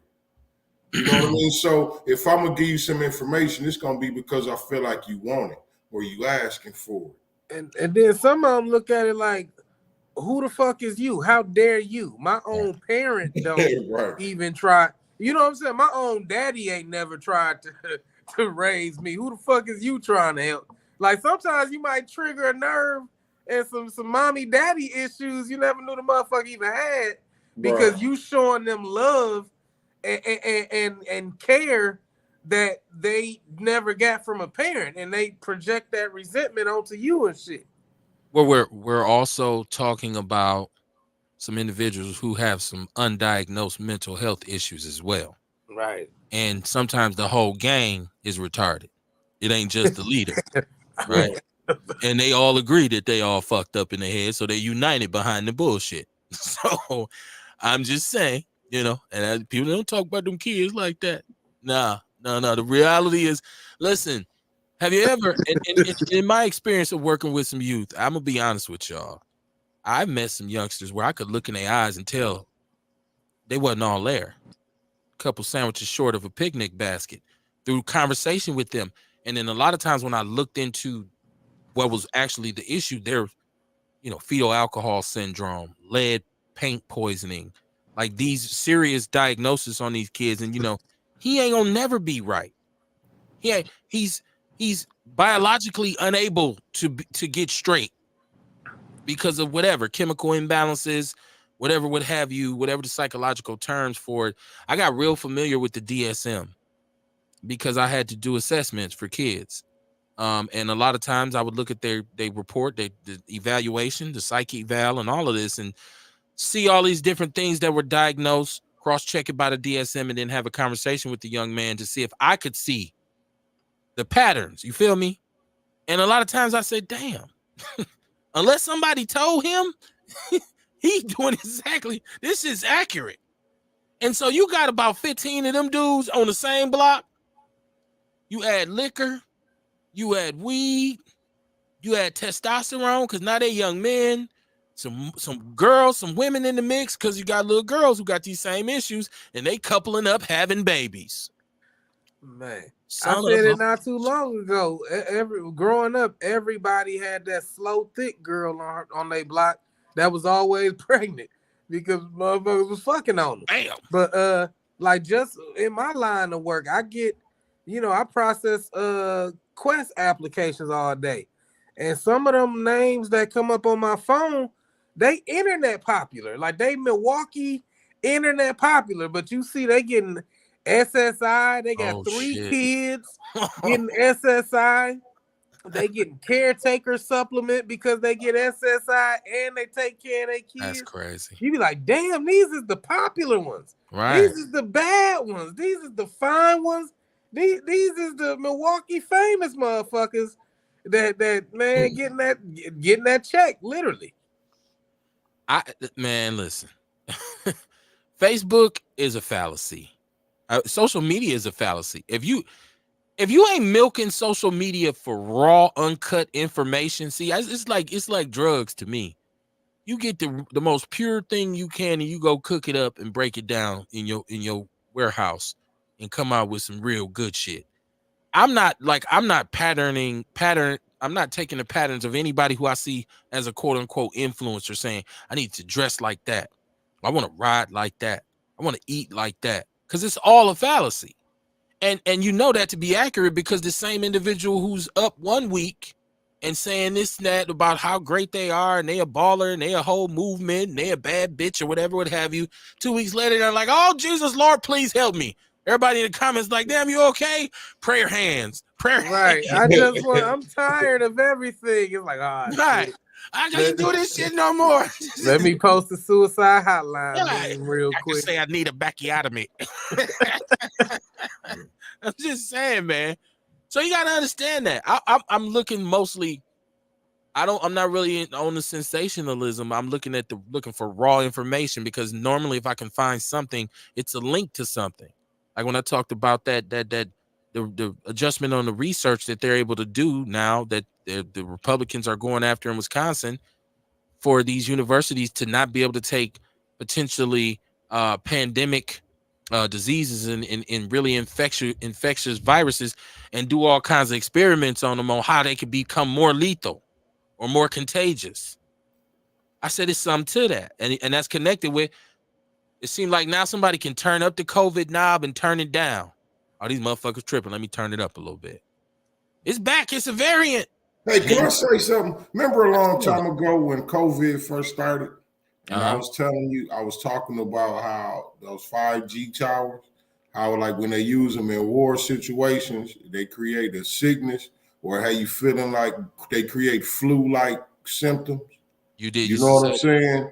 And like this, here you go. You just said they could turn it up and turn it down. You know what I mean? Now in the war situations, I'm sure they use it at a higher rate where they can turn that motherfucker up. You know weaponized. what I'm Yeah. saying? So like right now, they start scaring everybody, telling everybody it's a new strand now. Maybe they just turning that motherfucker up so more people pop up with the flu symptoms and shit. You see what I'm saying? Like I think all this shit connected like that, man. Kamar, at this point, we as black people would be really, really naive to think that there isn't some kind of tampering biologically with diseases and like us of all people, right? I have to flash this book every time. Shout out to my sister. She brought this book, Medical Apartheid, The Dark History of Medical Experimentation on Black Americans from Colonial Times to Present. Harriet A. Washington, Medical Apartheid. Shout out to my sister who brought me this. I don't know what she goes by now. She was Kimberly King when she came on the show. Yeah, she used to change her name so much on Facebook. Yeah, she still reaches out there. Sometimes she's in the chat and I see her. Jeff says, I need to link with y'all about when I worked for the Milwaukee Urban League and coaching youth football. I coached 10 years of high school football, Jeff, in MPS. Right? I coached at Washington High School, Madison High School. We dealt with the kids. We dealt with, and a lot of times with the kids that we would get, in particular at Washington, their family was the biggest problem. You talking about no accountability, no sense. I'm like, your parents are in my head. Of course, you can't tell like the kids. Like, I mean, I done seen mothers come up to practice with next to nothing on. I done seen daddies come up to games and we had to keep him from fighting their son because he was drunk. I done seen kids sophomore in high school got 3 girls pregnant already. Like these are the kinds of kids that I dealt with when I coached. So like I say, I kept my finger on the pulse. And shout out to all those kids because a lot of them see me now. Coach Barnes, oh man, that's little Kev. It was all. And they most of the time they tell me, man, they thank me and say, man, you was probably the best coach I ever had, and this kind of thing. But I'm saying we kept our finger on the pulse of what's going on with our kids. I know what's ailing them. I don't make excuses for them because I think in a lot of cases they just need to sit their ass down and just play their role. A lot of kids think that they're supposed to have something. The sense of entitlement is crazy, right? Everett Gransberry, I want to say your name right. He said it's understandable to not want to intervene when you run across a young person that is not wrapped tight as a Christmas present, but the others need our help. This is true. We can surely agree to not give up on them. Somebody got to do the work. Yeah. And there's a lot of people who still do it. I think you know what I mean. It's about using discernment on when to. You know what? Real shit. Everett stopped me from popping off at the job, man. And I'm a laid back dude. You know what I'm saying? But I was being targeted by management. You know what I'm saying? It was crazy, man. They had stopped me from training people. They was trying to write me up on all kind of little shit. But then, I keep records. I this, make sure all the I's was dotted, T's.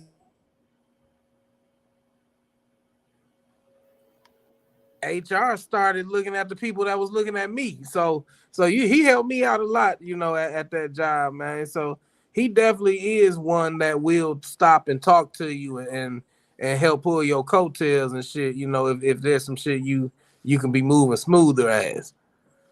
Oh man, listen, I don't even like to discuss the nature of what I do for a living, right, on the show. I don't, because it's a lot of it's dealing with our people in on some really, really intense levels, just trying to help them get what they need, right? But I've always been one, if I seen a youngster or a cat younger than myself who comes into the organization and he's moving a certain way and I thought maybe he would be good for us, I would do the same thing. I pull him to the side and pull his coattail like, hey, check this out. Because I got that from older brothers who say, hey, man, yeah. I had an old school, I can't even remember his name when I first started teaching.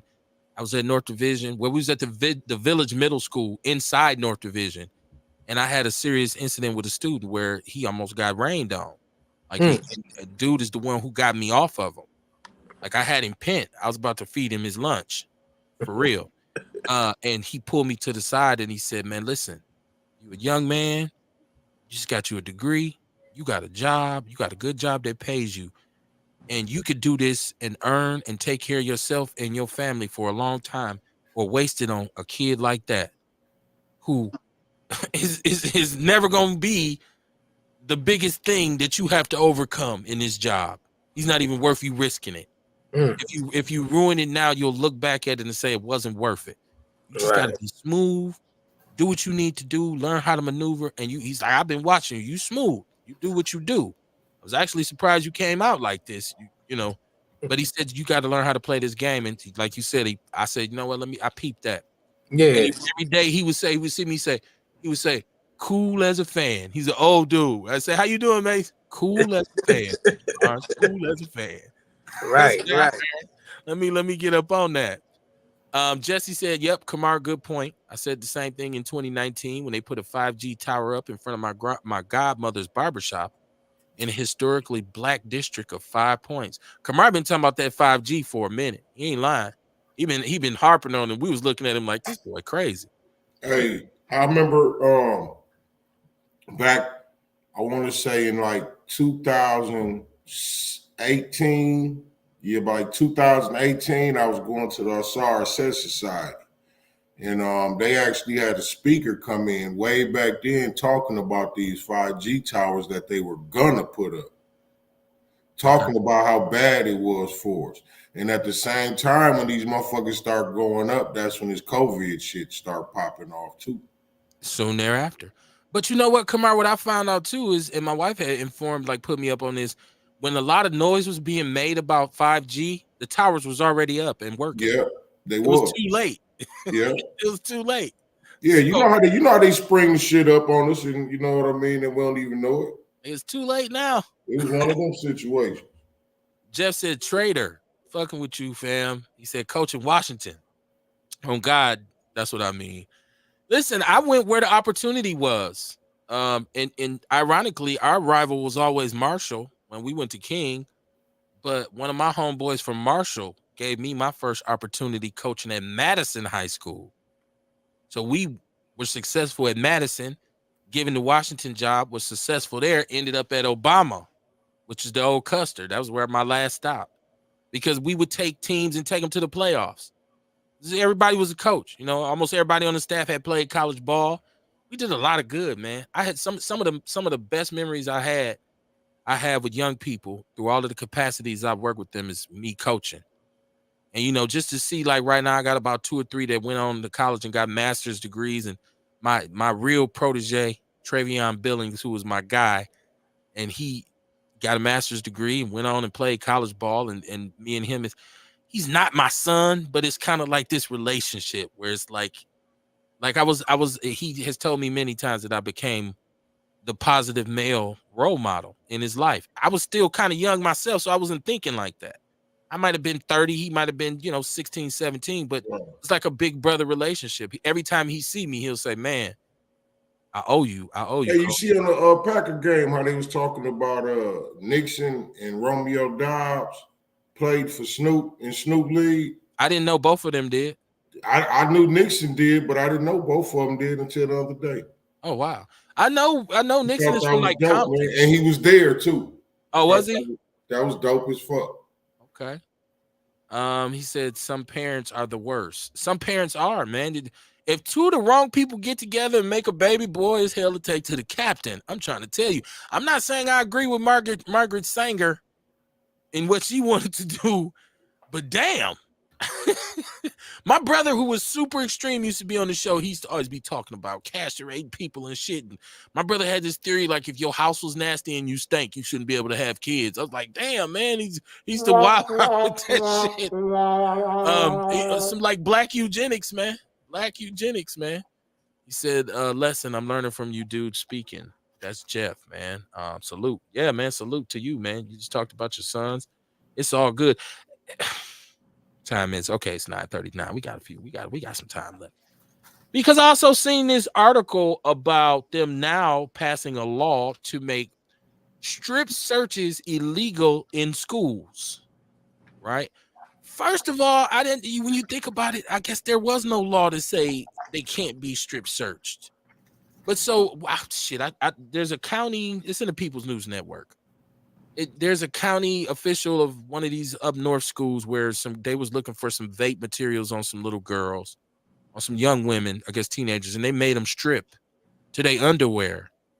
And so they didn't charge the superintendent to they didn't charge her for making them strip, but they said she held them against their will. So she resigned. They didn't charge her for that, but she resigned. But so yeah, I didn't know that it wasn't like a principal before had the right to say, take your clothes off. And listen, I don't care what my kids did. I better not get no call from them talking about they telling me to take my clothes off. I'm saying you don't take your goddamn clothes off, I'm on my way. Ain't gonna be that shit won't happen. So my kids ain't gonna strip down to their drawers. They gonna be like, Dad, they up here tripping.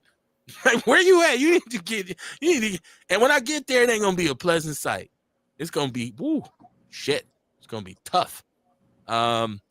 Everett Gransberry said, you young brothers are on to something here. Keep pushing the envelope. Folks will wake up eventually in peace and honor. Hey man, I appreciate that, man, because we try to distribute enough information, have some fun, laugh, whatever, but it's all for a purpose. You say party with a purpose. That's what we used to say all the time, Kamar. We party with a purpose. That's when I had everybody here in the studio and it was drinks and shit, and used to get a little crazy sometimes. Our pregame and postgame used to be crazy with Outlaw Radio, man. But yeah, so that's okay. And then I talked about Marlon Wayans. Of course, he wants black men to wear. Somebody tell me this. I seen this about Jim Jones. No, you know what? I'm gonna get to that last. Because what I really want to bring a spotlight on is another article that's in the People's News Network about providing more leadership for men of color in the city of Milwaukee. Young black males, mentoring, all the things that we talk about that are necessary. And the latest effort, which is kind of spearheaded by a friend of the show, Walter Lanier, with the African American Leadership. I think it's not association, alliance, it may be called. And then there's them trying to incorporate a bunch of different programs for mentorship and leadership. And this is all on the trails of, when we laughed at when Barack Obama came with my brother's keeper and he was running around and, that shit went nowhere because there was really no full commitment to it as far as I know. So that's been sitting dormant. So I guess they've tried to attach all these different things. So Walter Lanier had this big summit. I believe it was at MATC. And they talked about they invited all the important leaders in Milwaukee, right? No shade to none of you leaders, quote unquote. But they, it's a step in the right direction because they're talking about the statistics and they're saying like this statistically is one of the worst places to raise black kids. And I guess that's why I'm so happy and I get so proud with us on this show, even Courtney, with her 3 boys, that all of us are accountable parents who are raising our children and have been very proactive parents and prevented them from ingesting the poison. Because, kids can get poisoned by the streets. They can get poisoned by the community, right? And so when you say statistically, this is the worst place to raise kids, you look at the graduation rate, you look at the homicide rate, you look at the incarceration rate, then you look at all of us saying our kids don't have those issues. I think that kind of makes us anomalies, right? Like we're kind of the what like Neo, like what was Larry Fishburne name? Morpheus. Yeah, we're all like oracles of fatherhood, right? Like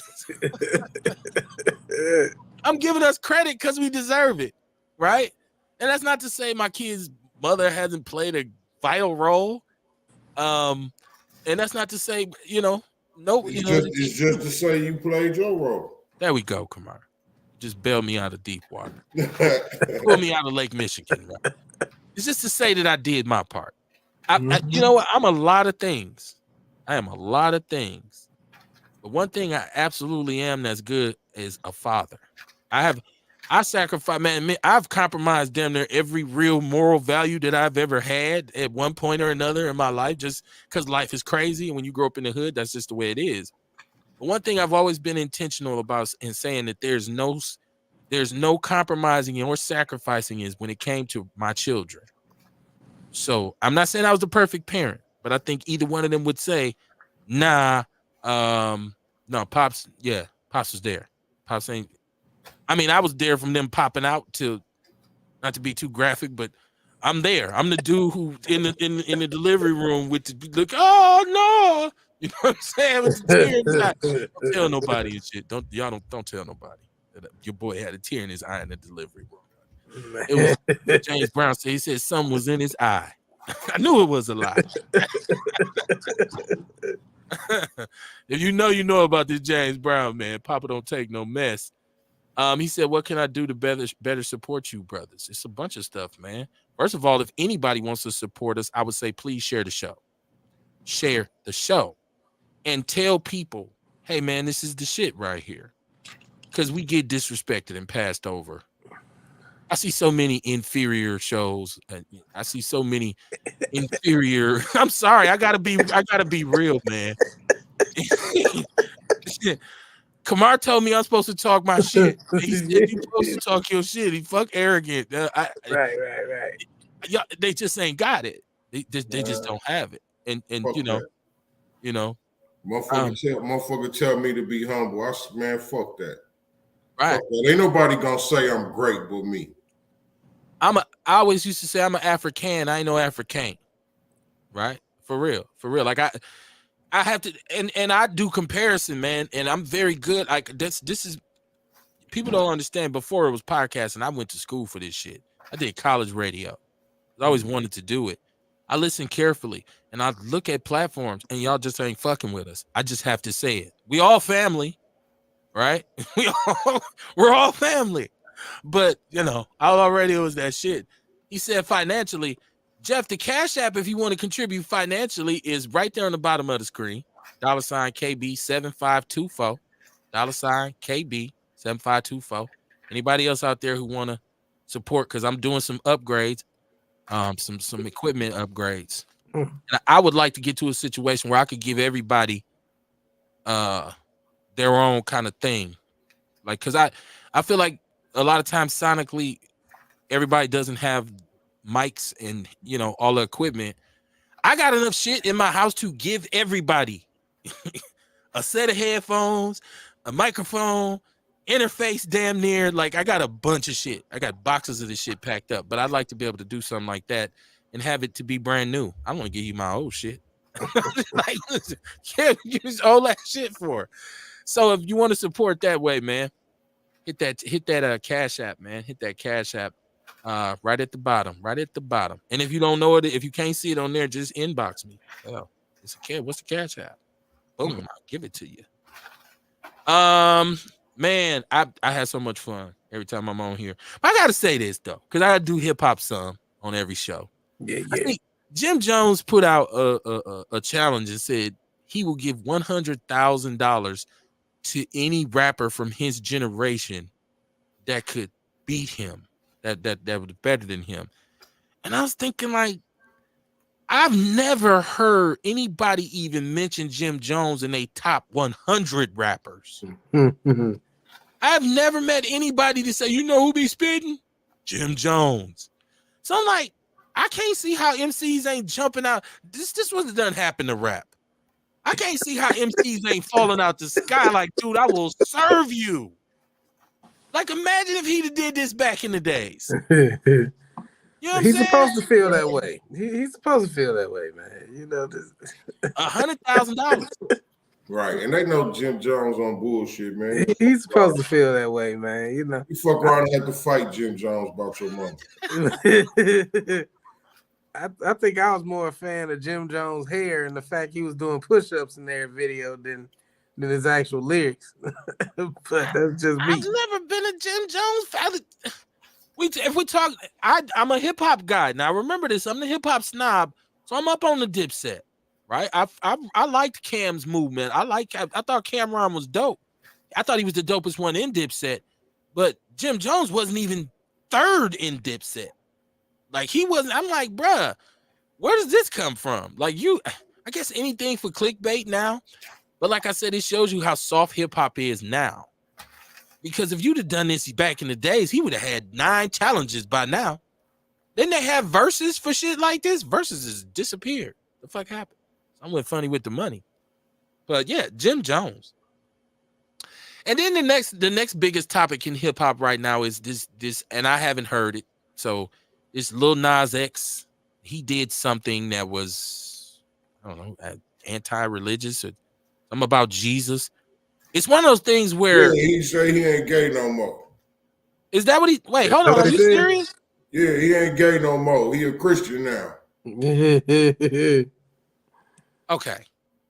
You know what? When he first came out, I said this little brother has learned the cheat code to success by trolling religion, and I was like, it'll be funny as hell if we find out he wasn't really gay.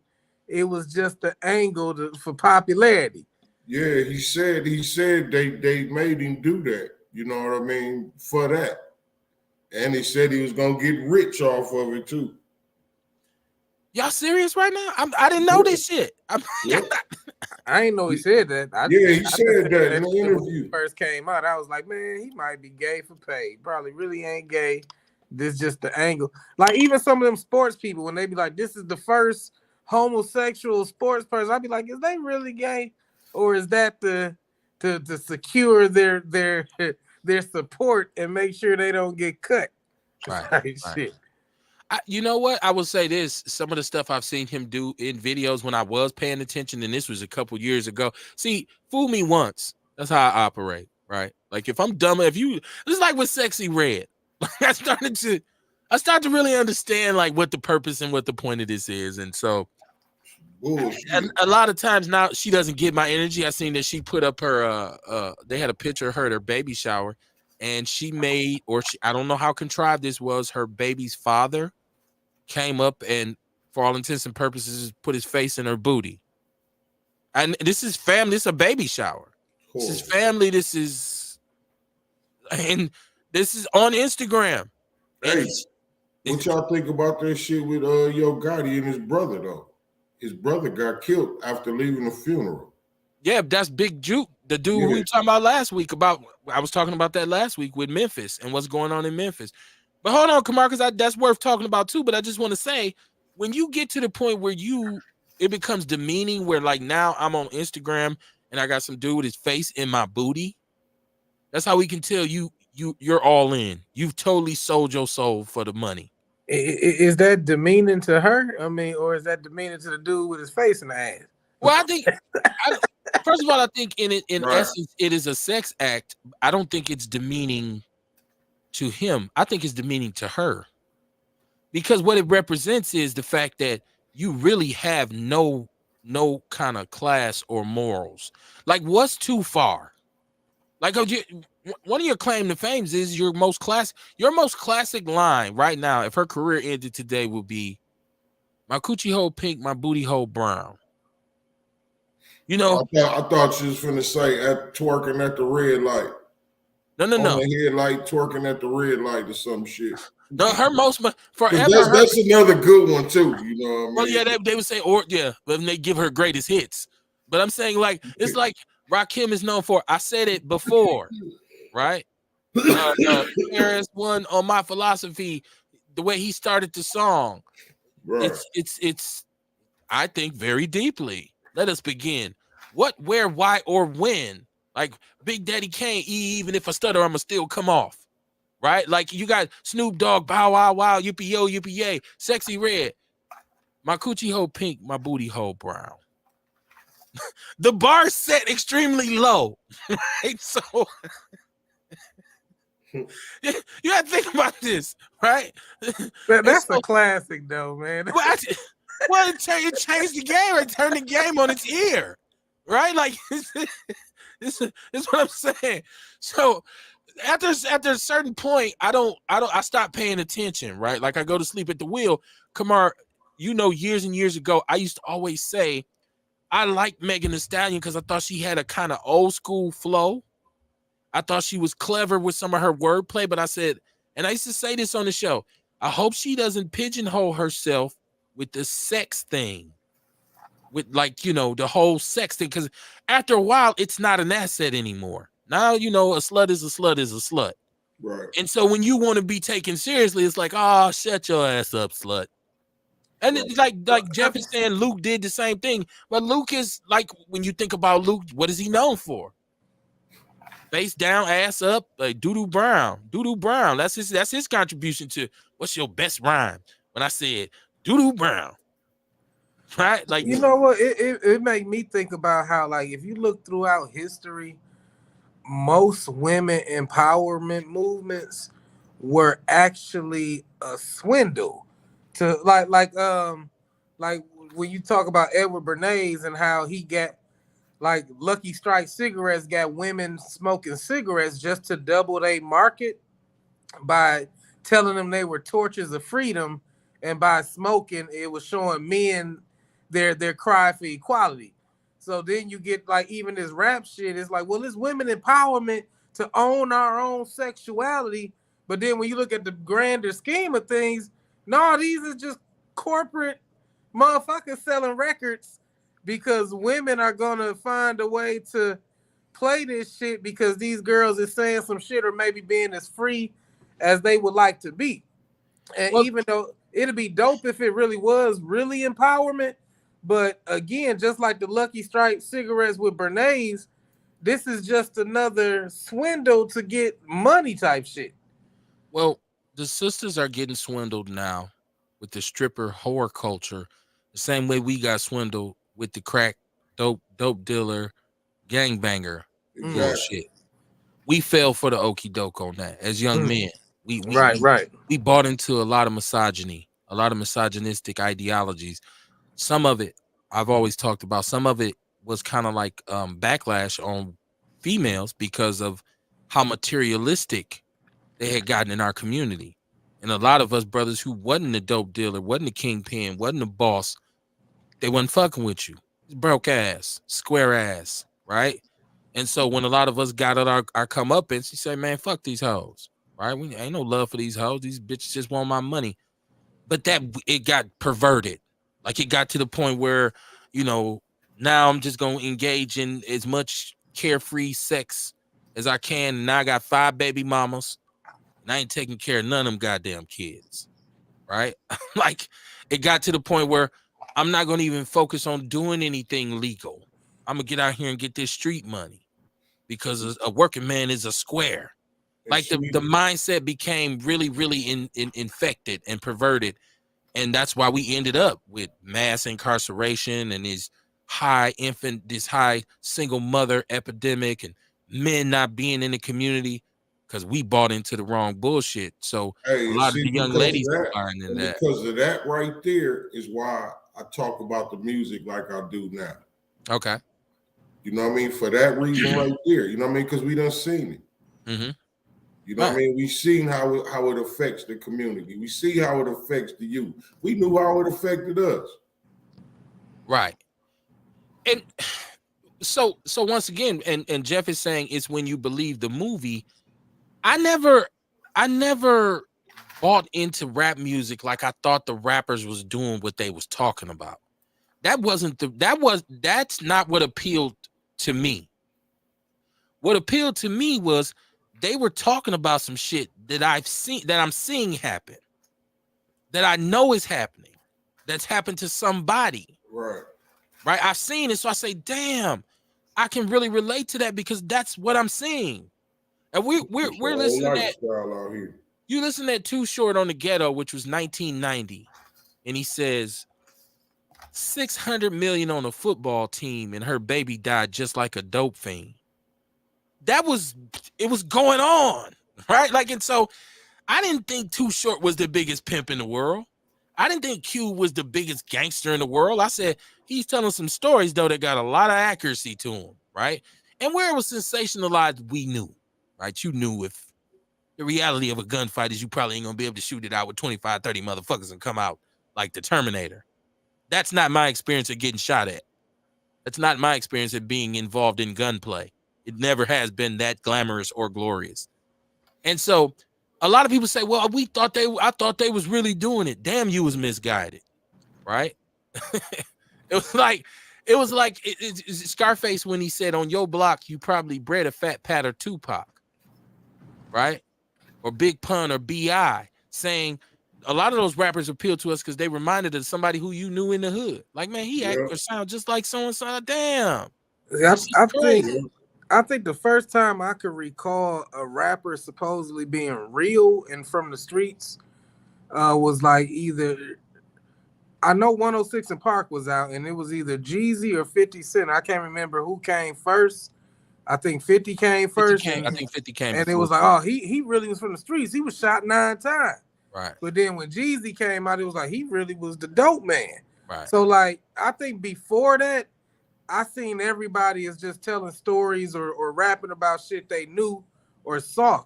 But I think around that time, that's when it really got pushed. Like these people lived what they rapping about. Yep, yeah, back then that's what it was. Like you really had to be credible. Like, you know what I mean? Like for you to get signed to a label even, you had to be street credible. You know what I mean? Like the people in your town had to know about you. It wasn't gonna be no digging up and finding out this nigga's a fruitcake for real. You know what I'm saying? Fruitcake. It wasn't gonna be none of that. You know what I'm saying? I gotta steal that. Motherfuckers like Beanie Siegel. Even after he got famous, he still was doing street nigga shit. And jumping off the stage to fight motherfuckers and shit. And he paid. You know what I'm saying? Yeah. Like they really was those niggas. Yeah. I mean, DMX was really a disturbed personality. Yeah, he was homeless, living with dealing dogs, with a lot of shit. Dogs on the street and shit. Dealing with them ghosts, like with, dealing with the demons.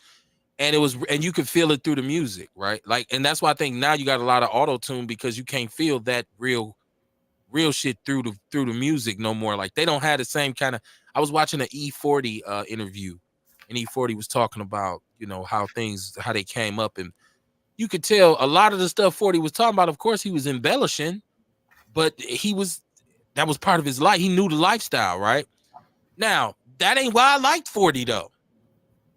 I used to like E40 because number one, the music, Mike Mosley, Sam Bostic, all that what they call mob music.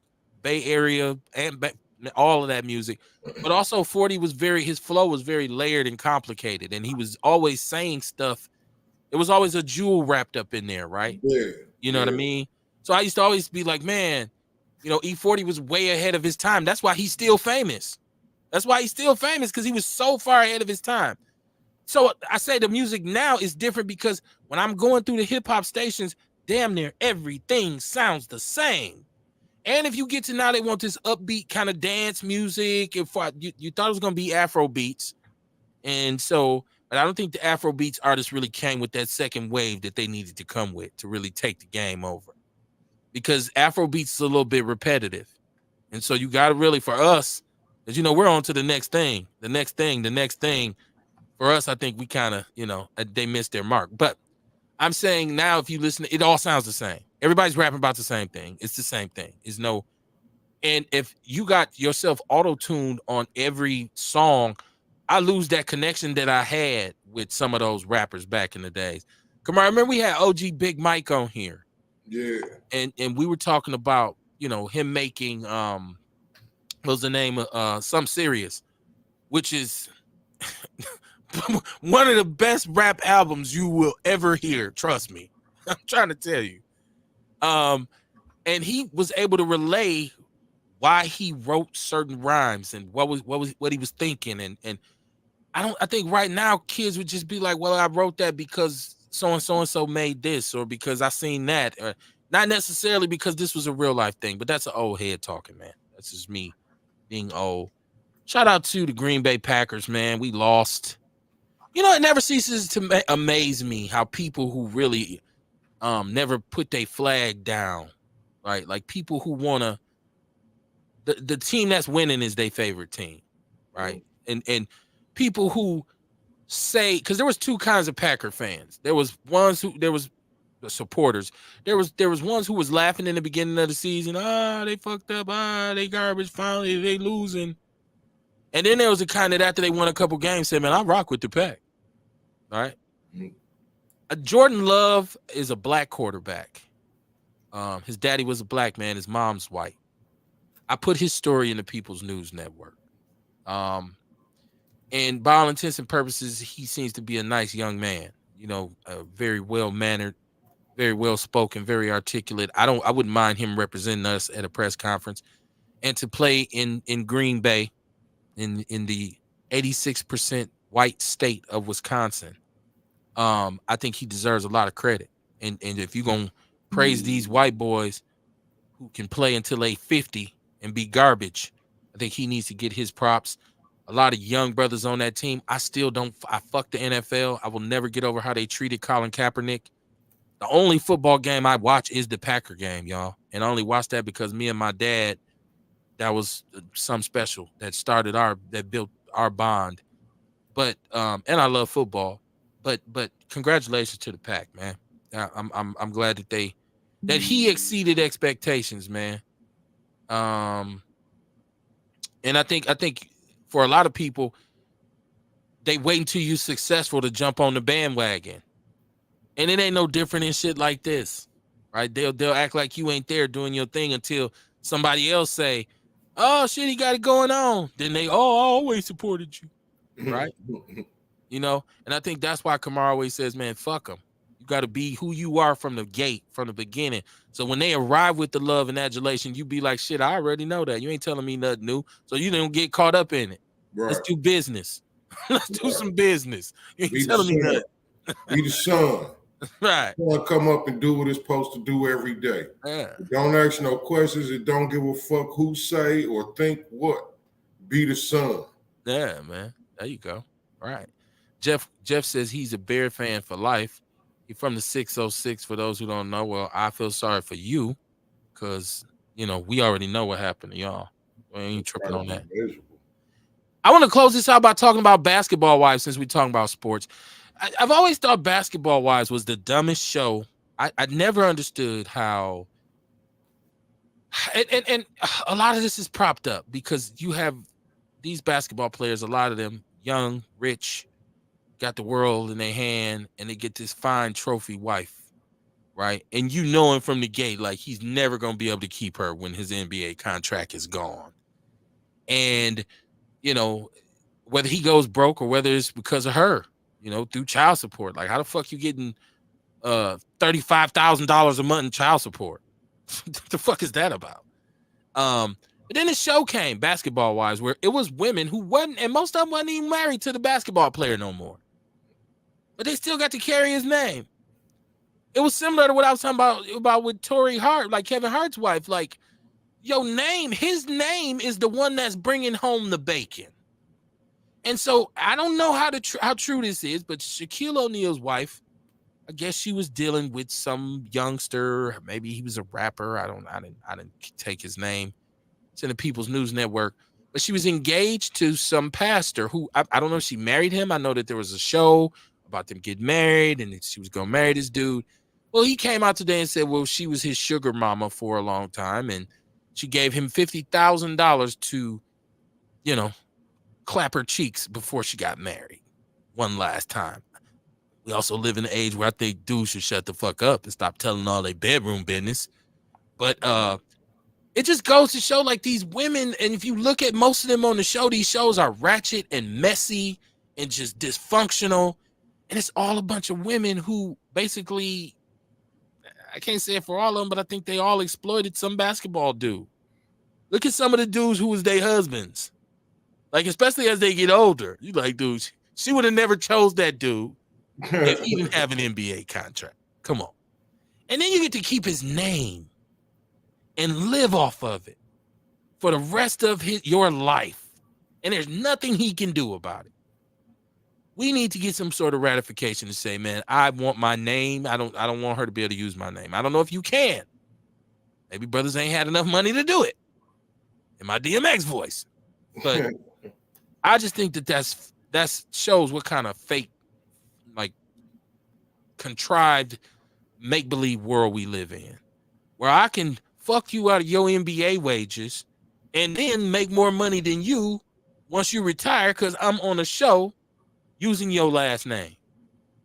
And you be on there like some fuck me shit. It's crazy. Crazy time to live in the world, man. Yeah, it's all out there, man. I want to thank y'all for coming, man. I had so much fun doing this show. I want to stress again, if you want to support this show financially, you can either inbox me and talk with me. If you want to get a sponsorship, we do business. Shout out to our sponsors tonight, EPU Personal Self-Defense. My boy Fletch, he has to come back. Website EPUSDS.com, EPUSDS.com. There's a Cash App there. $ KB7524. KB7524. Hit that Cash App if you want to support. We bring us up to speak. I would love to start paying everybody, right? Once my overhead is reduced, I have overhead like a motherfucker with this show. But it ain't no big deal, man. It's a labor of love, but it's damn sure a labor. Kamar, it's cold outside. It sounds like a lot of your focus now is just primarily on a House of Vitality. So that's what's popping, right? Yeah, I'll be back out here vending again soon. Okay. But yeah, man, I just got a bunch of stuff I'm working on and trying to get lined up. So I got to get focused. And you know what I mean? I can't thin myself out too much. There you go. Steady as she go, man. Steady as she go. And Real, I ain't no telling what Real, you put up some of the most. I'm one of them dudes. I realize I got this really bad sense of humor. Like I'm really like I watched the TV show Ted. First of all, I like both Ted movies, which are highly offensive. Even the race jokes that he does. I watched the TV show on Peacock. I laugh.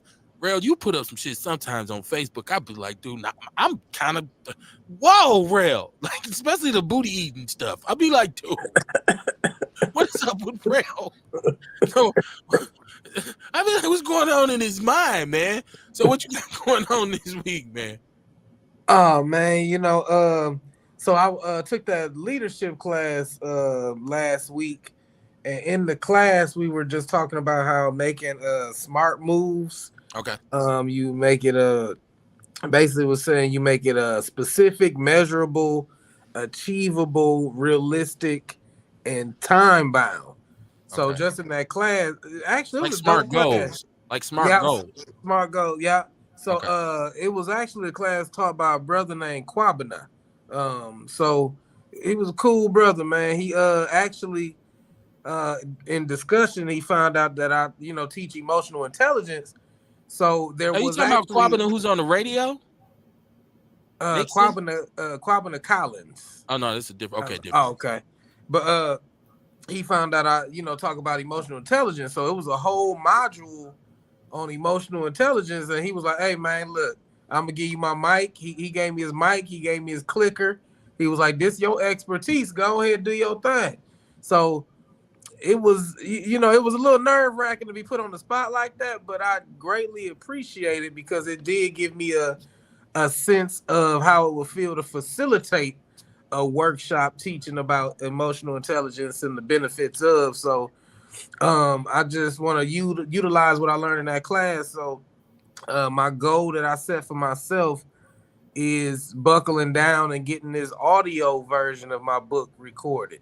So I've been looking at like sound canceling shit so I could record my book and shit without the like. Even now back here you probably hear my furnace kicking on and shit because I only got my basement, but it's so many noises down here, man.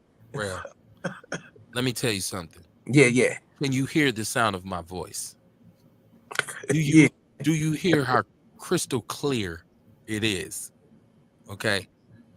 When it comes to this audio shit, all you gotta do is holler at me. Okay, for sure, for sure. I was forced to figure it out in order to do this show. I was forced to figure it out, and like I said, I'm to the point now where I got just to even be able to show people, hey, this is all you need right here. Okay. That's what I was telling Juan Mac Jones. I love Juan Mac Jones' show, The Juke Joint, and I was telling him, I got a microphone for you, that because he's dope. Right, and what he's doing is dope. Yeah. And so I'm like, I got a microphone for you. And so with you, even if you just needed to come over here and just even use my setup to record and do all of that. I got it. Like you talking about noise canceling, de-espers, like all of this compressions, and trust me, when you get ready, when you get to that level, just let me know. Just let me know.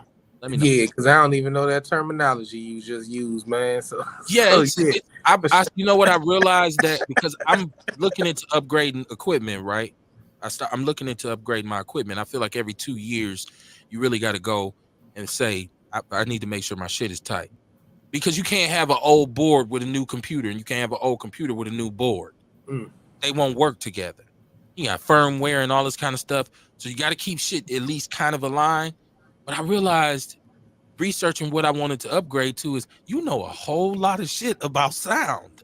All of a sudden you become an audiophile where you know a lot of shit. And so holler at me. Trust me. I got you. Got you. I'm not, like I said, I'm not an expert. I'm not an engineer, but my understanding of how sound is done, and like with compression and interfaces and all of that kind of stuff. And Kamar will tell you, when we used to do Outlaw Radio at first, I had a big ass mixing board, look like the church, right? I had the big ass mixing board. Yeah. And I got all this shit down. I had wires. We had 2 different cameras. Shit was run. You couldn't even get up and go to the bathroom because you trip over some shit. And so I figured out how to get all this shit. Boom. I can pack all this shit up in a box right now and be out the door. And so, you know, holler at me. For sure. Listen, man, I said this once, I say it again, y'all. We have to understand our own greatness. If we don't understand it, then we can't expect other people to give us gratitude for it. If we don't live in it, we can't expect people, because we talk about the kind of energy you give off. What do you give off? You pretty much receive from the universe what you give to it. And if you're walking around with a certain mentality or a certain demeanor, you pretty much get that from the universe. So if you want to play the oppressed Black person, the universe will treat you as such. If you want to play the victim, it'll treat you as such. If you want to play the sleep individual, the oblivious individual, the universe will, ain't nothing wrong. Stay asleep. Rockabye, baby. You get what you put out. That show we did on self-perception went so much farther than I thought it would. So many people hit me and said, dog, you know what? I never thought about looking at the way I see myself and comparing it to what I'm actually getting out of life, right? You set your own expectations. If you're going at it like, I'm just happy to be here, I'm just, you know, not in the sense of happy to be alive, but whatever scraps I can get, that's how you're going to live your life. You start to say, nah, I see myself as being worth more than that. I see me deserving to be treated correctly, at least most of the time, right? I see me being able to have a fair shot as long as I prepare myself. I never ask for anything I'm not prepared for, right? I don't wish for a Lambo right now because I'm not prepared to own a Lamborghini. If one headlight go out, I can't get the motherfucker fixed. I can't afford the shit, right? I'm not prepared for it, you know? So you have to learn how to prep for what you pray for, man. And we'll be okay. We'll be okay. I want to make sure y'all stay assets to y'all community, man. Please share the show. Be about that action, man. Because if your criticism of the Black community outweighs your contribution, I do believe they define you as a coon. And so do we. I see y'all Wednesday night, man. Peace and love. Peace out, fellas. Shout out to the Juice Lady, man. Listen, the only way this thing will be official is if the people choose it. So that means share the show.